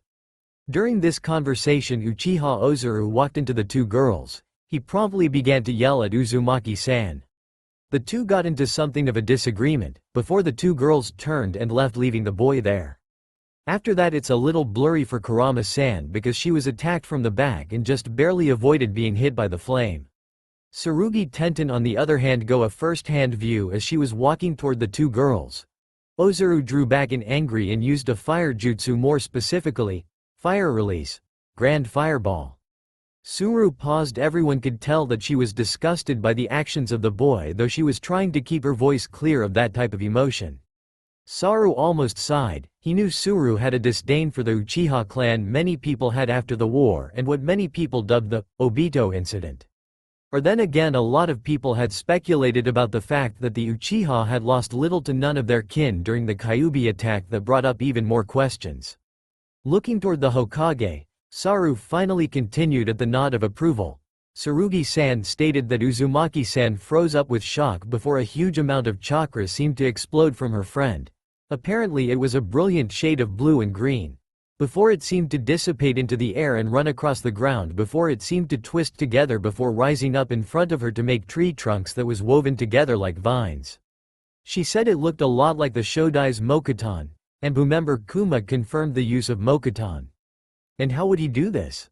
Inoichi asked, calmly. Hiruzen waved at the members of Anbu, telling them to calm themselves. That is none of your concern, Inoichi. Just know that Tenzo was born from my student's greed. As such he has qualifications that none in the village save Tsunade could have. A pained look ran across the wizened man's face and a quiet seemed to settle across the others as they contemplated what could have been done to the young man. Continue Suru. The Hokage barked. Hi, Hokage-sama, upon having a confirmation of event we returned to base to file our report and findings. Suru sighed, leaving his statement. What happened to Uzumaki Naruto? Choza asked. He was one of few clans that would sell to the small blonde when she lived in the orphanage. Saru nodded before flipping the file open. According to Tsurugi Tenten, her teacher Chunin Amino Aruka grabbed the girl as quickly as possible and took off toward the hospital. At one point he ran into Hyuga Neji. He grabbed the young Hyuga and gave the command to use his Byakugan to see her chakra coils because of his diagnosis of chakra shock. Promptly upon arriving at the hospital, the girl was rushed into the intensive rehab for the aforementioned diagnosis. Yes, Amino Aruka is possibly the best the academy has to offer. We're rather lucky to have him. Hiruzen chuckled. Several clan hands had to nod. The Chunins who had been in charge of their children had reacted in a quick and efficient manner. How many children reported the same thing? Shikaku asked. He was a lazy man, and if all the children gave the same report, well then it would be a pretty accurate guess of who was the guilty party. All of them, sir. Suru answered, and could almost feel his spine snap to attention at the looks that was given to him, as if they were questioning his ability to get a statement. I suppose that in and of itself is the answer to the question of guilty or not guilty. Hiyashi looked on surprised. How many children gave a report? Fugaku asked. Saru nodded, roughly 42, ranging from the ages of 8 to 13. A vote of guilt or innocence? The Hokage had spoken with the information given. They could in a solid and sedate manner give a vote of confidence. It was a very easy vote. Guilt would be the winning hand. Now the question is, what should the punishment be? Removal from the academy, but other than that I'm unsure on this matter. Inoichi frowned. He wasn't sure how to discipline a child. He was far more used to punishing cold hard killers. Seal what he loves most. Sume had a cruel grin on her lips. He uses his Sharingan and his chakra to hurt others, so take them from him. Danzo chuckled. At times like this he could appreciate Tsume's harsh views on traitors. I second that nomination. Several members blinked, others promptly began to pray. The last time Danzo and an Inuzuka had agreed had been during the middle of the Second War. I believe this is an appropriate action. Kurama finally spoke, a nod of approve. It was eventually decided that Ozuru Uchiha would be sealed completely. It would leave the boy weak for several years, and it would also remove him from the Shinobu program. This would also be humiliating to the boy. Hopefully it would remove the idea that because he was an Uchiha he was above the law. I have a question, Hokage-sama? Shibi finally spoke. Very few knew that the Aburame were very curious beings. Yes, Shibi? Hiruzen replied, an eyebrow raised high. Shibi closed his eyes before staring at the older man from behind his glasses. What about the heritage of one Naruto Uzumaki? For years you've said that you do not know. But it is quite obvious that we need to find out where the girl came from. If she had relatives that can or could use the Mokuton, should we not invite them to Konoha? There is also the question of the Kyuubi, Hiruzen. What has the use of Mokuton done to it? I heard that many of the nurses didn't even recognize the girl because she's lost her whisker marks. Homura finished. He had nothing against the girl. But if the Kyuubi had really been moved from this plane, then he was very much for having the girl placed in someone's home. Having an unbalanced kunoichi was the last thing that Konoha needed at the point. Hiruzen sighed. I suppose today is the day that a number of secrets can be exposed, Inu. Remove your mask, tell them of your child. But before that, I do have the DNA test results in for Naruto and the Senju family. Point blank, it came back positive. But how is that possible, Hokage-sama? Choza asked. I mean, in what way is she related to the Senju? She's a direct descendant to Hashirama. From what they have been able to figure out, she's either a great-granddaughter or a great-great-granddaughter. From her mother's side, but considering that Naruto is the daughter of an Uzumaki, it's rather interesting. Another notable interest? Naruto, while related to Mito-san, is not a child from her line. Hiruzen continued. That shouldn't be possible. Hashirama-sensei would never cheat or lay with another woman besides Mito-san. He loved her dearly. Kaharu protested. Yes, but before Konoha was founded we know next to nothing about our dear teacher, Kaharu-chan. This is why I would like to request that both Jiraiya and Tsunade be revoked of their unlimited traveling status. I want both of them back to figure this out, now versus later. If anyone outside the village were to find out that the Mokuton was once again within the walls of Konoha, we would be at war, if for no other reason that we have two members that can contain and to an extent control Biju. This would more than likely also roll over to their Jinchuriki as well. Both Tenzo-san and Uzumaki-san are in grave danger. Homura finally spoke up. Exactly, Homura. Will you help me find the correct Jonin for this mission? Hiruzen, at his teammates' nod, felt a relief seemed to shudder through old bones. He was thankful that at least one of his teammates wasn't completely corrupted by the power that being upon this council had given Kaharu. Kaharu could only agree. What about the heritage of the Uzumaki girl? You know something? She continued. A look in her eye told them all that she wasn't going to let it drop. Several members blinked. Their Hokage had waved toward the Anbu member behind his seat, before watching the Inu mask being pulled from the face of a well-known Jonin inside and outside of Konoha. Why has Hitaki-san removed his mask? Inoichi frowned. It was rare and dangerous thing. Because I've been removed from Anbu, Inoichi-san, it's time I retired. I've been there for 8 years. I believe that is enough for anyone. And I need to be able to take care of the child in my care. Kakashi had stepped forward to be able to speak with the council. You've been taking care of Uzumaki-san for years, haven't you, Hitaki? Even when this council ordered you not to go near the girl. Shikaku stared at the boy. He really was just still a boy, a broken one, but still a boy. My sensei would never forgive me, and I doubt he would forgive you either for ignoring his last request. The barb left his mouth before he could stop it, and he felt no remorse for returning it.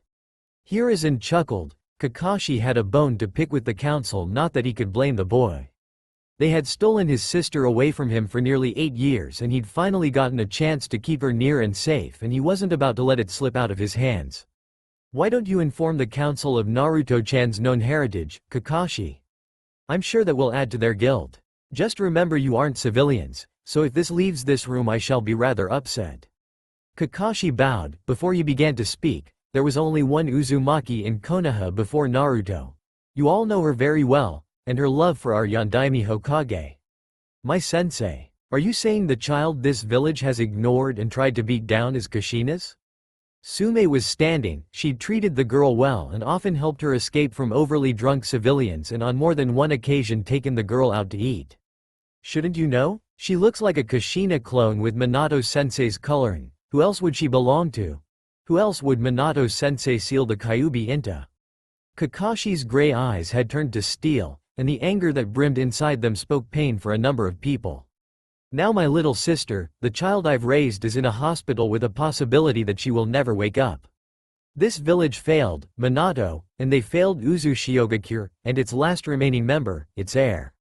The fact that we all wear the Uzushiogakure crest on our uniform just amplifies our guilt.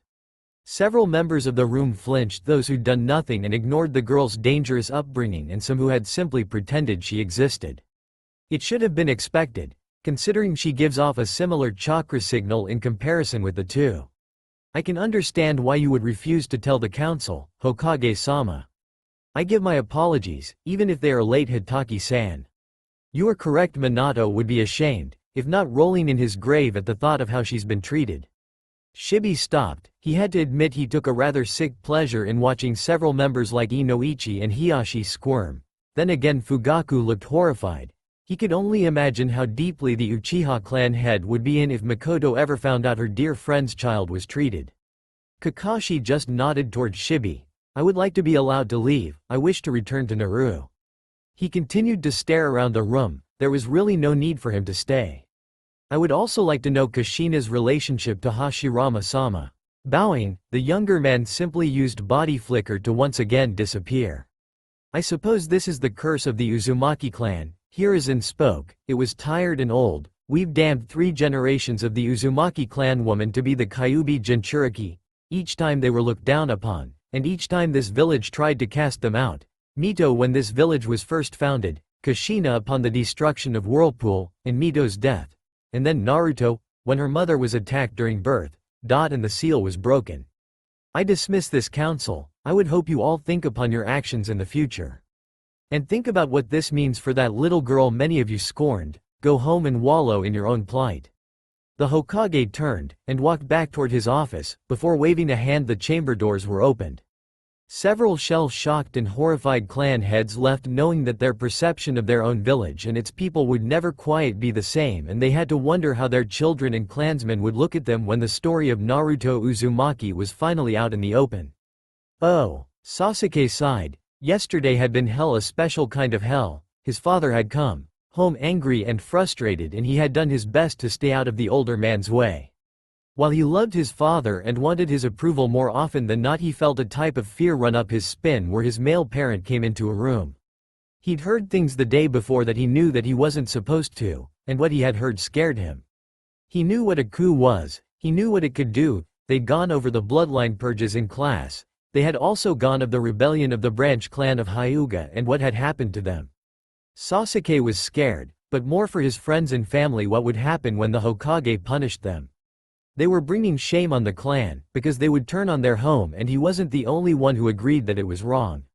He'd snuck into his brother's room the night before and talked with Itachi about what was happening. Needless to say, his brother had been more than a little surprised.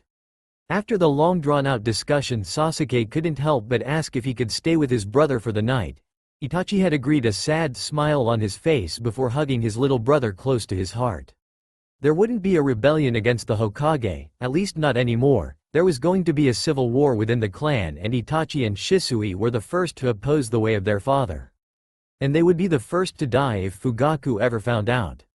Shivering at the morbid thoughts, Sasuke focused on what was ahead of him: school. Oftentimes he found himself bored, and if he really wanted to he could probably test out, just like Itachi.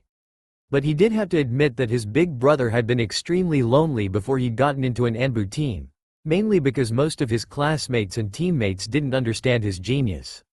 But for Sasuke, Itachi was just Itachi.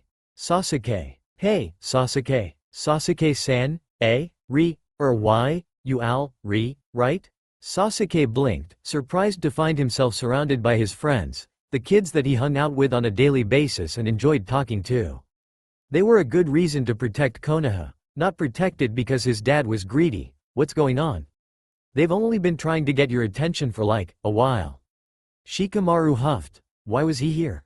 Oh, that's right, Choji and the others felt the need to drag him everywhere. Why couldn't they just let him be at the tree?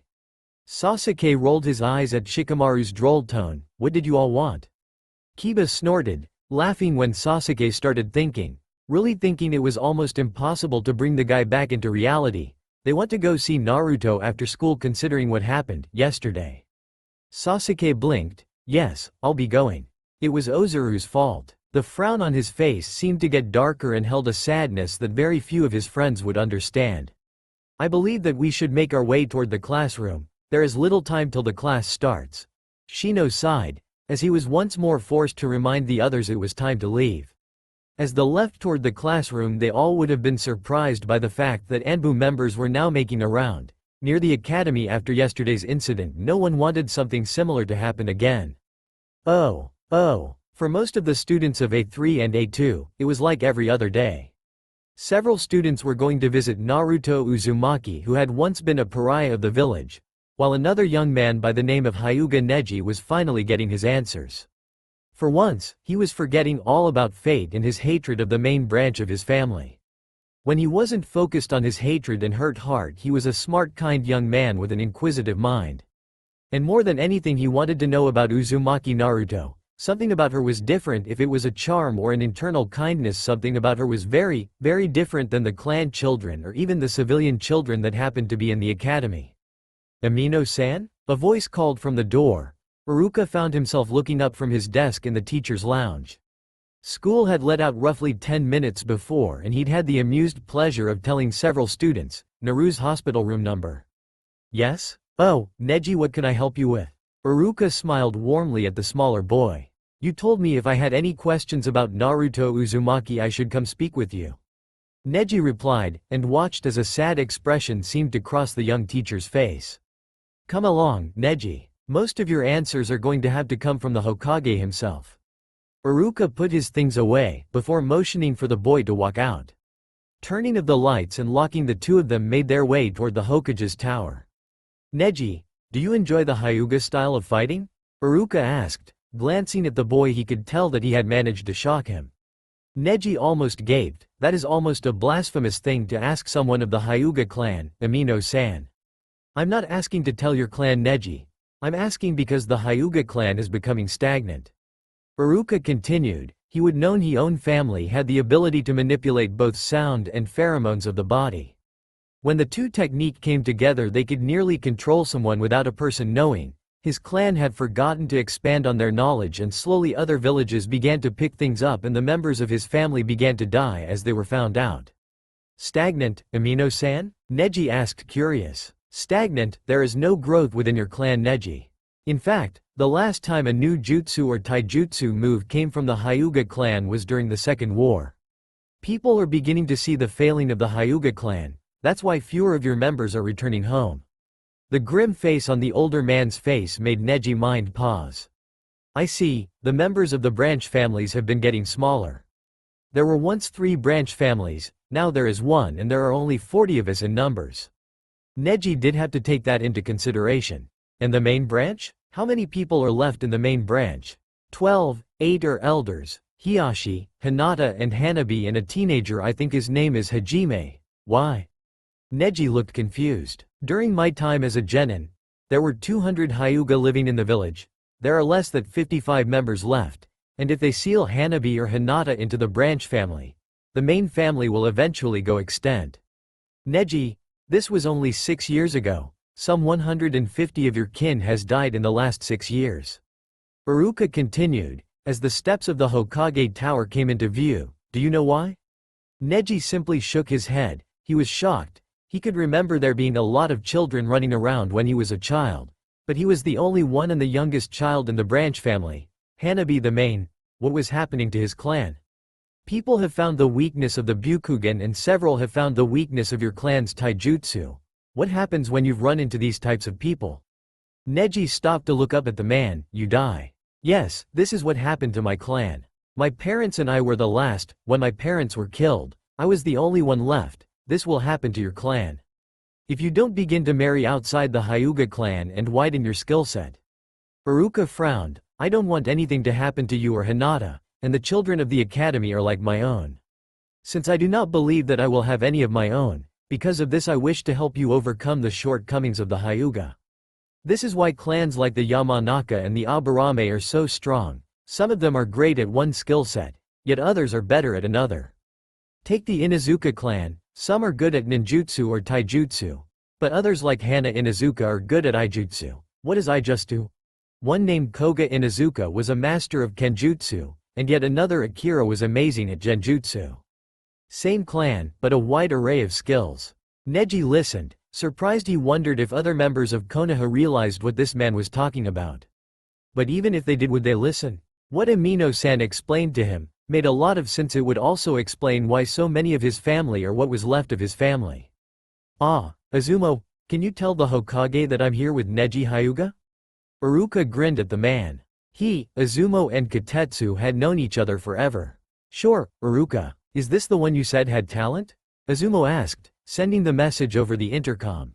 Hi, Aruka grinned. Neji felt his face flush. Why would Aruka think that he had talent? Yes, he was often hailed as a prodigy by his clan, but in comparison to Itachi Uchiha and others, he and most of his class was average. Go right in, Hokage-sama was waiting on you. He said you shouldn't take your sweet time, Aruka. Azumo ribbed lightly. Aruka snorted. Before putting a hand on Neji's shoulder, he knew most of his students except maybe Naruto would be nervous meeting the Hokage. Hokage-sama? Aruka, come in. And this is Neji. Old black eyes studied the youngster in front of him. He was similar to most Hyuga with his pale eyes and cool face in the face of the unknown. Yes, I was curious about the secondary red chakra pool that Naruto had. Neji stated with a frown. Now I would suppose you have questions about what happened yesterday. Unfortunately, that secret is S-class, and no matter what I cannot tell you until Naruto herself knows. She will know if she ever awakens. On another note, I have a question for you, Hyuga Neji. Hiruzen voice seemed to change with the subject matter. He seemed dejected and depressed at the thought that Naruto wouldn't wake up. He seemed to have a sparkle of interest and amusement when he came to his question for Neji. Me? Neji blinked in surprise. While he didn't get what he wanted, he would definitely try to talk to the girl. He was more than a little curious about the red chakra, though he did find it disturbing that she might never awaken. Aruka laughed. Yes, it's something very few students are offered. Hiruzen smiled. I was wondering if you would perhaps be interested in becoming a medic nin? A medic nin? Neji seemed surprised. I doubt that my clan would allow it. Though, it would certainly be possible for me. What do you mean, Neji? Aruka frowned, curious. I've got a mutation. Hinata does as well. It's one of the reasons I was slated for the branch house in the first place. Neji stated bluntly. What do you mean mutation? Hiruzen asked. Neji frowned. He really wasn't supposed to tell, but at the same time, if he wanted to be a proper shinobi of the village, he should, right? The Byakugan is only supposed to see inside a person to chakra coils. We aren't supposed to see organs, or veins, or nerve endings. Ah, this will just go along with what I want. Hiruzen smiled. If your uncle gave you permission, will you agree to be in the program? What does the program consist of? Neji replied. He was weary of just saying yes. Aruka chuckled. Really, for the first several years it will be nothing but book knowledge and perhaps a few trial diagnosis periods. After graduation will be when the technical work begins, though you will be taught and tested over several medical jutsu. This is where your eyes and control come into play. Then yes, I would like that. I don't want to be like my father, and I don't want Hinata to end up like father either. Neji felt his fist clenching, his whole body was shaking.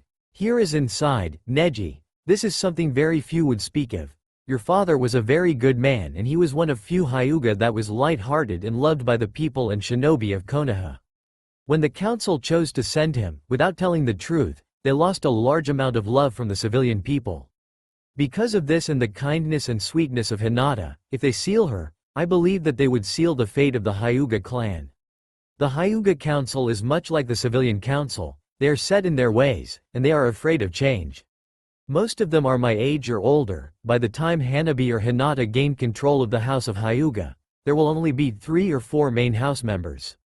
As such, it might be too late to save your clan. It's one of the reasons I bullied Hiyashi into allowing you to be a medic nin. What is the truth, Hokage-sama? Neji asked. Your father loved his brother dearly. Though Hisashi knew that he would be leaving you behind, he would also be gaining his freedom. Love is sometimes a double-edged sword. You will unfortunately learn that as you grow. Do not step on his love for his brother and clan. Hiruzen felt tired and angry with Hisashi for not sitting down and talking with his brother's son. Neji sighed. He didn't know what to think about everything the Hokage and Amino-san spoke to him about, but he would think about it. I will agree if Hinata can come with me. Hiruzen chuckled for all the boy's pomp and circumstance. He was still dependent on his family. Very well, Neji. I will make the arrangements. Thank you, Hokage-sama. The boy bowed, smiling at the dismissal. He left. His heart felt a lot lighter than it had before.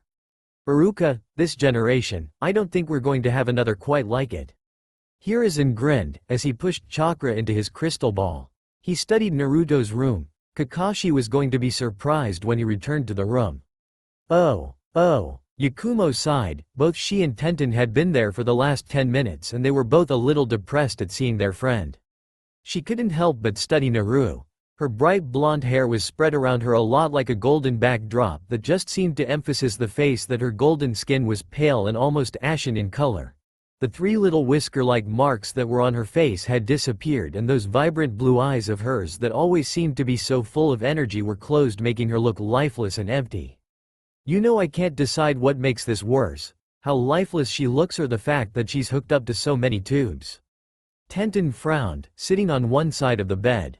Her elbows were on the edge of the bed and her chin was resting in her palms. Yakumo sighed, nodding, I agree. I think the worst is that she's not moving. At the light knocking on the door, both girls turned and were surprised when they saw Rock Lee slowly opening the door. It was strange for them because he'd apparently gone home and changed. He was wearing simple gray Chinese-style pants and slippers, with a white t-shirt and a dark green hoodie. For once his long braid was completely free and falling over his shoulders. His hair was almost as long as Naruto's. How is she? Tenten blinked. This was probably the most subdued she'd ever seen of her taijutsu-bound classmate, so subdued. The doctors won't tell us anything. They said we have to wait for one of her guardians to tell us anything, something about patient confidentiality. Oh, that's not very helpful. Lee frowned. He had to admit he was very worried about his friend. He'd known Naru before the academy. They hadn't really had a lot of time to spend together after they'd both joined, from his training in taijutsu to her violent need to be number one. I agree. Yakumo frowned. Why don't you sit down, Lee? I heard that her guardian will be back soon. Ah, thank you. Kurama-san. Lee smiled warmly before sitting.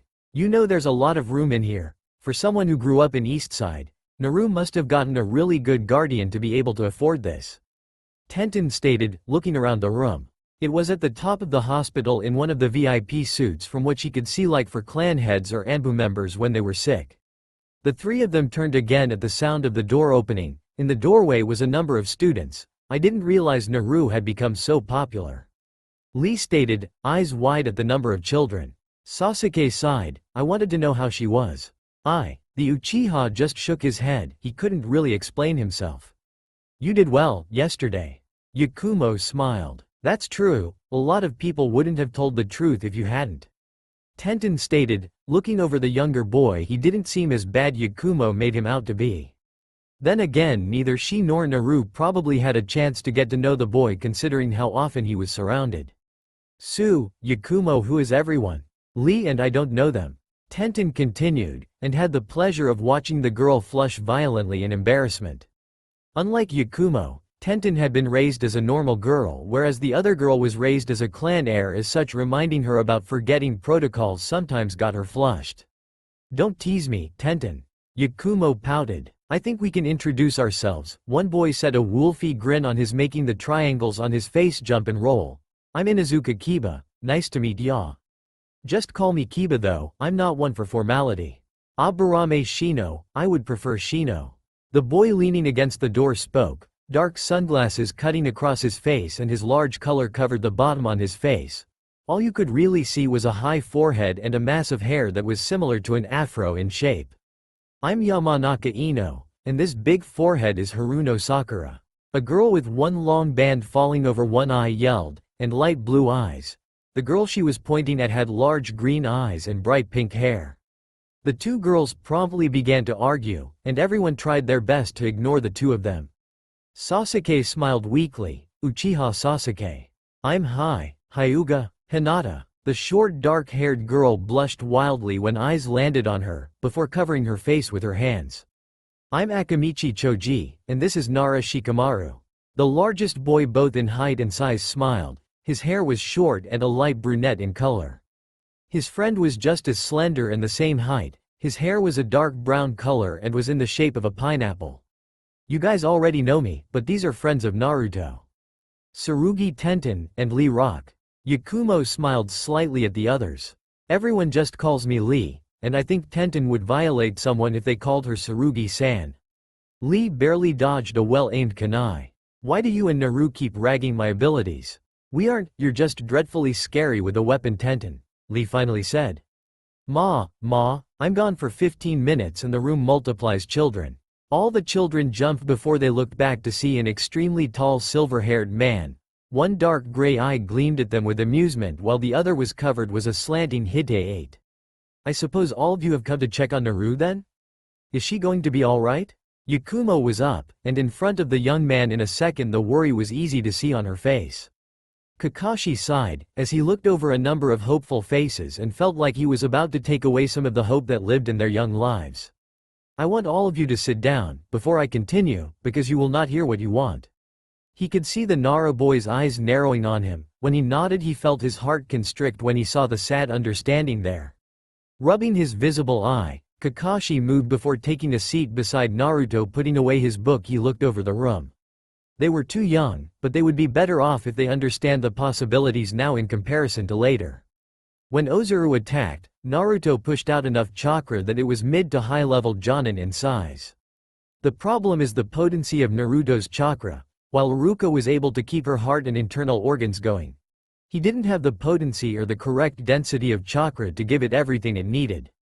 As such, Naruto's body has gone into a coma. There is no telling when or even if she'll wake up. Only someone with the level of Tsunade's chakra control could condense chakra to the right level to get her out of this. Right now her body is in a severe form of chakra exhaustion. Several of them were wide-eyed, and seemed to be disbelieving of what they were being told, and Tsunade is more than likely going to be called back, because the Hokage favors Naruto. Shikamaru stated, and because there are questions about Naruto's heritage, right? You're a bright one, you must be Shikaku's boy. I cannot deny or confirm, just know that you have a very good understanding of counsel. Kakashi replied, before brushing loose strands of hair away from Naruto's face. I'll be leaving you with Naruto for the moment, please watch over her. Bowing, the older man disappeared. What was that about Shikamaru? Sasuke asked, curious. There's a possibility that Naruto is related to Tsunade Senju. The Mokuton, or the ability to manipulate trees, is a Kekkei Genkei specific to the Senju clan. As such she should be informed of the possibility of having family. But Tsunade also swore to never return to the village, so I can only assume that Hokage-sama is going to do something drastic to get her here. So it's possible that Naruto is a descendant of our founding Hokage. This is all so troublesome. Shikamaru huffed. He'd gone over his daily quote of speaking today. Waving at his friends he left. He needed to be somewhere far away from here. Several of the children left. They needed time to be alone after such depressing and rather serious conversation. Many of them said that they would be back tomorrow. Others simply stayed and they ended up talking with one another until they were politely told to leave, that visiting hours were over. Oh, Hiruzen raised an eyebrow. He'd stopped watching after the Nara boy said his piece, and he had to admit that the boy was swift in a way that was nearing light speed. He had several missions that needed to be done, one that unfortunately only Kakashi could take care of. Looking over the three men in front of him he felt pride and sorrow welling up inside his heart. I have two missions to give, Asuma. Genma, I need you to deliver this to Tsunade. What is written inside should give her the need to come back, and if nothing else this second letter will. I've gotten a message from Jiraiya and he'll more than likely be back as soon as possible. Asuma sighed. He didn't want to die, but sometimes you had to do what you had to do. Rolling his eyes as Genma's groan of sorrow, he grabbed his fellow Junin by the back of his vest and dragged him behind, all the while listening to the Senbon chewing man's complaints. Kakashi? I need you to go to the land of water. Supposedly Aoi Rokusho is there and I want to regain the Ryan no Ken. It's time the sword of Tobirama-sensei is returned to Konoha. I've also got to call Ibiki here. Idate's body has finally surfaced. Ibiki had gone so far to try to recover his brother alive after he'd been tricked by his Jonin-sensei. It was unfortunate that the boy was finally home sealed away in a scroll. Idate's death would hit his brother's heart very harshly. Even if he isn't, I want you to hunt him down. I want his head on this desk. Hokage-sama, what about Naruto? Kakashi looked more than conflicted. He looked horrified, as if the old man had asked him to go kill a basket full of kittens. I'm sorry, Kakashi. I must ask that this be done. Here is inside. I can get Aruka, Izumo and Katetsu to watch over her until you return. A huff of frustration left the silver man's mouth. Aoi Rokusho was going to die a slow painful death. Hi, Hokage-sama. I'm going to make a few requests, and I'll take my leave. Nodding towards the older man, he left the Hokage alone while heading toward the window to take off towards his home. Here is inside, and could only hope that the girl would awaken soon, and that Tsunade would return as well so that they could have more answers about Naruto. But then again he would have to learn more about his dearly departed sensei as well. Sighing, the Hokage removed his robes and hat, and left his office. His grandson was still young enough to stay at home, and for such a stressful 2 days this seemed like a good day to unwind. Looking over the office, the old Hokage locked the door and sealed the room. Only his blood would open it again. Grinning to himself, he practically skipped toward Misato's house where his sweet little Konohamaru and his daughter-in-law Shoko waited to be seen. Here is inside. As he looked over a few of the members of his shinobi council after everything had been said and done, the members of council had gathered together and they were now poring over everything that could be found in the Hokage and Jonin's libraries about the Senju family. This had started at nearly 4 a.m. that morning and it hadn't stopped. While normally he wouldn't allow certain persons such high clearance, he had allowed Shikaku Nara, Shibi Aburame and Murakumo Kurama and Sume Inuzuka. He wasn't about to allow the Hyuga clan or the Uchiha clan into this archive. It would be like asking for the headache from hell. Oi, how about a break, old man? Sume asked, finally standing. It was roughly the lunch hour and the 4 of them had been working non-stop. The worst part was when she finally got out of that bent-over position, her back started popping like there was no tomorrow. Shikaku sighed, looking over at his fellow clanhead. I must admit, Hokage-san, I was wondering if we could take a break. Hiruzen chuckled. Haven't I told you before? Hiruzen is just fine, Shikaku? Either way, yes, let's take a break. I suppose most of this shall have to be done in the mornings, won't it? I have more. Hell, the Hokage continued, glaring at the growing pile of paperwork. And I imagine that you all have duties that must be attended to as well. All 4 members sighed. Sometimes it was no fun being the one in charge, making sure that the finances of both their clans and Konoha. It was something that they all wished they could foist off onto their civilian counterparts, but they all knew that would just give that group of cowards more of an inflated heads than they're currently held at this point. I suppose I should send a note to Jiraiya today as well. Hiruzen finally spoke up as the 4 heads began to gather their things. It would take them months, possibly years, to be able to get through everything hidden away in the Hokage's library. Not to mention that once Tsunade came home they might be able to get access to the Senju library. He was relatively sure that was the only way he was going to get the type of information that he wanted. Shikaku blinked. Hasn't he been checking up on Naruto every few months? He finally asked, looking over at the Hokage in surprise. He'd originally assumed that Jiraiya simply came to check up on the seal, but the older the girl got the more it became apparent that she looked like Kushina, had her mother's personality, and her father's brains and coloring. But he'd kept his mouth shut. Minato would have come back from the grave and killed him if Naruto became the toy of some political nightmare. Hiruzen nodded. Indeed. He could only agree, and he honestly didn't have a clue as if Naruto had actually met his pervert of a student. Somehow he tended to doubt it. She would have been up in arms with self-righteous anger about perverts. And he could only laugh internally at the thought of Naruto's hormones being awoken. The clan heads all nodded before shuffling out of the room to give the Hokage the privacy that he seemed to yearn for, though Sume had to wonder if he just wanted to read his porn. If the old man really thought they hadn't figured it out, then he was senile or in denial. Hiruzen watched them go, before going through a practiced hand sequence before a young monkey appeared within his office. Hello, Hajime. Yo, old man, what you need, don't you usually call Gramps? The young white-furred monkey asked, looking at the old human with a curious expression. Hiruzen rolled his eyes. It must the day of old men. This was the 8th time he'd been called that, and it wasn't past 1 yet. I need you to deliver a message for me. Hajime blinked. His dark, intelligent golden eyes seemed to have a hidden question hidden there. Is it for that old perv? Hiruzen snorted his amusement. Yes, Hajime, it's for the old perv. Meh. I guess I'll give it to Gamakichi then. They aren't so far away and I won't have to hunt that smelly guy down. Hajime huffed lightly, pushing a large amount of air out of his nose in dislike. Honestly, that human male always smelled like, but the gross thing was it was never of his own copulation. No one in the monkey summon clan got it and they didn't want to. Hiruzen sighed, a frustrated expression on his face. Thank you, Hajime, and tell Enma I said thank you. The poof of smoke was all that left that the young white-furred monkey went to do as he was asked. Closing his eyes and trying to ignore the headache that seemed to be exploding at the temple of his head, he sighed, before pulling out his stamp and starting to work on his paperwork. Looking out the window, he sent up a brief prayer for Kakashi and his son, Genma too for that matter. Kakashi had left late the day before, while Genma and Asuma had left at around the same time he'd gotten up to open the Hokage's archives. Oh. Genma and Asuma knew when they left Konohagakure they would have a hard time finding Tsunade, but they never imagined the insanity that would come their way once they left the confines of the city's barrier and its protection. Apparently they weren't the only ones after Tsunade, and she'd gotten into more than a little bit of trouble, because some of the people trying to collect weren't the sort they could see the busty blonde ever asking money from. Not only that, but Genma was having the same amount of difficulty with this mission as he was. Both of them wanted to return home but for different reasons.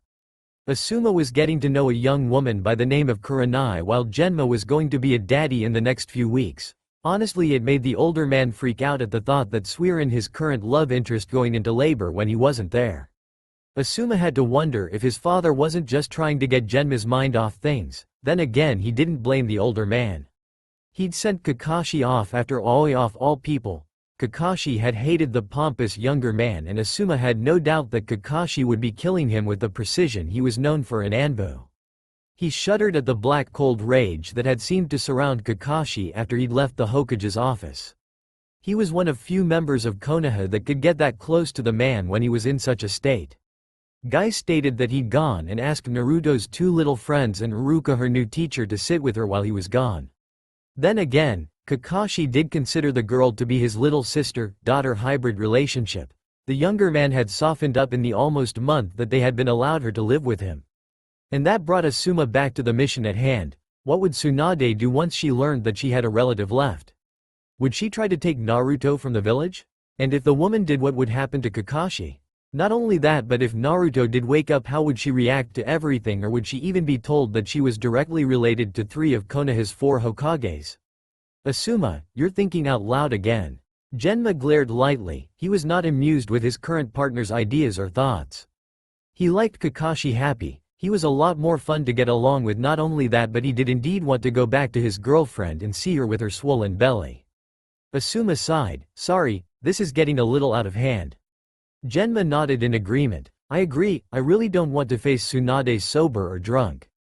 Both men grimaced at the thought of what the strength-enhanced one woman could do to the 2 of them. Anyway, how's Suiren? Asuma asked. The 2 of them had been on the same Genin team and they'd stayed friends long afterward. They were part of a group of Junins that were always around the other. Both Guy and Kakashi were part of this group, but both of them tended to prefer Kakashi. He was oh so much calmer. A small, slightly dirty grin ran across the Genma's face. He loved his girlfriend more than one could imagine. While many said horrible things about his lovely lady, the 2 of them often ignored it. He was 25. She was 18. This happened to be the biggest part of the contention, at least for the civilian side of things. 18, young and oh so beautiful with her deep black hair and soft gray eyes. He had a hard time not loving her big heart. Not only that, but she had a figure to kill for. They both agree she would stop using the public hot springs mainly because he'd found her figure and face in the comic version of Icha Icha. No one had wanted to kill a white-haired Sannin as much as the 2 of them. Very pregnant, we're having twins. Genma grinned happily. Rado and Aoba had been ragging on him like crazy while the rest of his friends had wished him the best. Asuma blinked in surprise and some amusement at the gooey happy face Genma was making, and he had to wonder at the difference a woman like Suiren made on his life. Then again Asuma knew it had to have taken some time for Suiren to trust anyone. On her first upgraded missions her Jonin sensei left her behind thinking she was dead. Nearly a month later she stumbled into Konoha looking broken but having completed the mission that her former teammates had abandoned her on. So boys or girls, or both? Asuma finally asked, soaring through the trees beside Genma. It seemed like they had been running for hours and both members were getting tired, not to mention they'd run between asking about Tsunade through the few villages they had passed and the occasionally enemy ninja. Things had been going smoothly. But neither men could find rest, both felt the quiet before the storm. Genma shrugged. Sui didn't want to know, said she wanted a surprise. I don't really care what we have as long as the three of them are healthy at the end of it. It was a solemn comment, one that Asuma could understand well. Many kunoichi had a hard time conceiving and an even harder time carrying the baby to full term. It was why women like Makoto Uchiha and Yoshino Nara retired after giving birth. A sudden noise to their right stopped all conversation. Both men paused before they seemed to simply blend in with the background. Two men with strange headbands seemed to be moving about. Both seemed to be looking for something in particular, but what it was couldn't be seen. Nay, Jiro, why are we going after these bastards? The darker-haired male asked. He was a chunin and damned good at what he did. Sayuichi, shut the hell up. Jiro replied. His bald head was covered in a thick bandana that had the metal plate of his village. He was a big hulking man larger than the Sannin Jiraiya and built very much like a rock. Muscles seemed to ripple with every move the man made. One would assume that the man was slow, but you could tell by his light and quiet movements that he had speed and strength on his side of a taijutsu fight. Sayuichi huffed as he looked toward his partner. He didn't understand why he needed to be quiet. He couldn't feel anyone about. Cold, vibrant green eyes glared. He hated being told what to do, but Jiro so rarely gave him an order that he really couldn't be mad. Nay, Jiro, come on, at least tell me what this is all about. Sayuichi climbed on the back of the big man, happy to hang from the thickly muscled man. Jiro sighed in frustration. Apparently Orochimaru-sama's experiment survived. A frown fell over the younger man's face. Which one? He left several in Konoha, including that moron Mizuki. It was a feminine face. Sayuichi was one of the best at seduction, be they man or woman, even if he preferred big beefy man meat like Jiro. Jiro snorted softly in scorn. None of Orochimaru's soldiers could stand the double-crossing spy. The boy with the ability of Mokuton. He's supposedly a child that had been grafted with the DNA of Hashirama. It's nothing short of a miracle that the thing survived. More importantly, according to one of our sources, a child has reawaked the Mokuton. A child naturally related to Hashirama. Orochimaru-sama wants him or her. Jiro shrugged. He honestly didn't care. Bah, that's not why we were called in. Sayuichi replied coolly, before his green eyes went wide before they began to die. 2 senbon needles were thrust through his neck. Blood tricked down in a virtual river. Another was thrust through his esophagus. It pinned the 2 sides together at his spinal cord. Jiro was no better. Several kunai littered his neck, ensuring that the big man died. Both Konoha ninja re-emerged from the trees, both frowning. From what the Hokage had told them, only the hospital staff and clan heads knew anything about Naruto, let alone Yamato. Within seconds both leaf ninja moved from where they'd emerged, both holding up a simple hand seal before dispelling the genjutsu. Jiro. They tried to kill me in a horrible way. The small man pouted, cuddled up against his partner's chest, faux tears pouring down his flushed childish cheeks. Now Sayuichi, I suppose we'll just have to repay them, no? The big man grinned, his sharply planned face cruel and excited at the thought of destroying them. He recognized one of them very well. We seem to have a little fire guardian. Why don't I play with him? Nay. You can get daddy. Maybe we can get daddy's babies and wifey after everything's over with. She sounds like a good breeding toy. Sayuichi pouted slightly, before an amused expression took over his face. Can I keep daddy too? I need to practice, yes? Jiro chuckled. Sure, why not?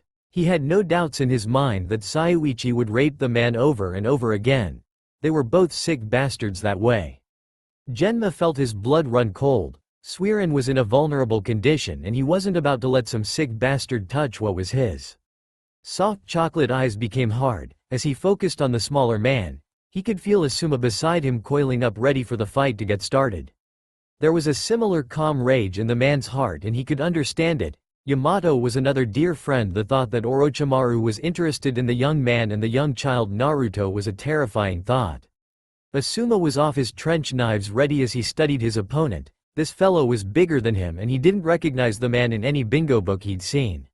Then again, he didn't recognize the music note on the man's headband either. "So were you from?" Asuma asked with a cool that he didn't feel. Jiro chuckled. "I suppose I could tell you." Thick arms were covered in plates of steel, while short daggers were held within the man's hands. He lashed out aiming for Asuma's stomach. Asuma jumped up again away. Using his control he attached himself to a tree before an earth-shattering kick splintered the tree. Using a cat-like grace that was rarely seen, Asuma twisted in air to drag his wind-covered trench knives over the huge bastard's shoulders. Blood splurged forward, before Asuma was slammed backwards by a large forearm. Landing on his feet and sliding backwards, he had to catch his breath from the sharp pain that seemed to resonate in his chest. Asuma looked up, and took a grim satisfaction in watching the blood spew over Jiro's chest, soaking his mesh suit. The bigger man was grinned like a madman and it made Asuma wonder what he could be thinking. Just as suddenly the two of them disappeared. The wind in the area seemed to pick up before several blue flashes seemed to rise up. The blue flashes were always followed by the sound of metal slashing against the armored forearms. Yellow and red sparks seemed to fly when Asuma's trench knives came into contact with Jiro's fingerless gauntlets. Suddenly they were both overcome with a large ring of fire and a storm of poisonous senbon needles, followed by a large misting of the thick purple stuff. Saiuichi was covered in it. Just as suddenly long thin wire made of chakra seemed to cover the grounds.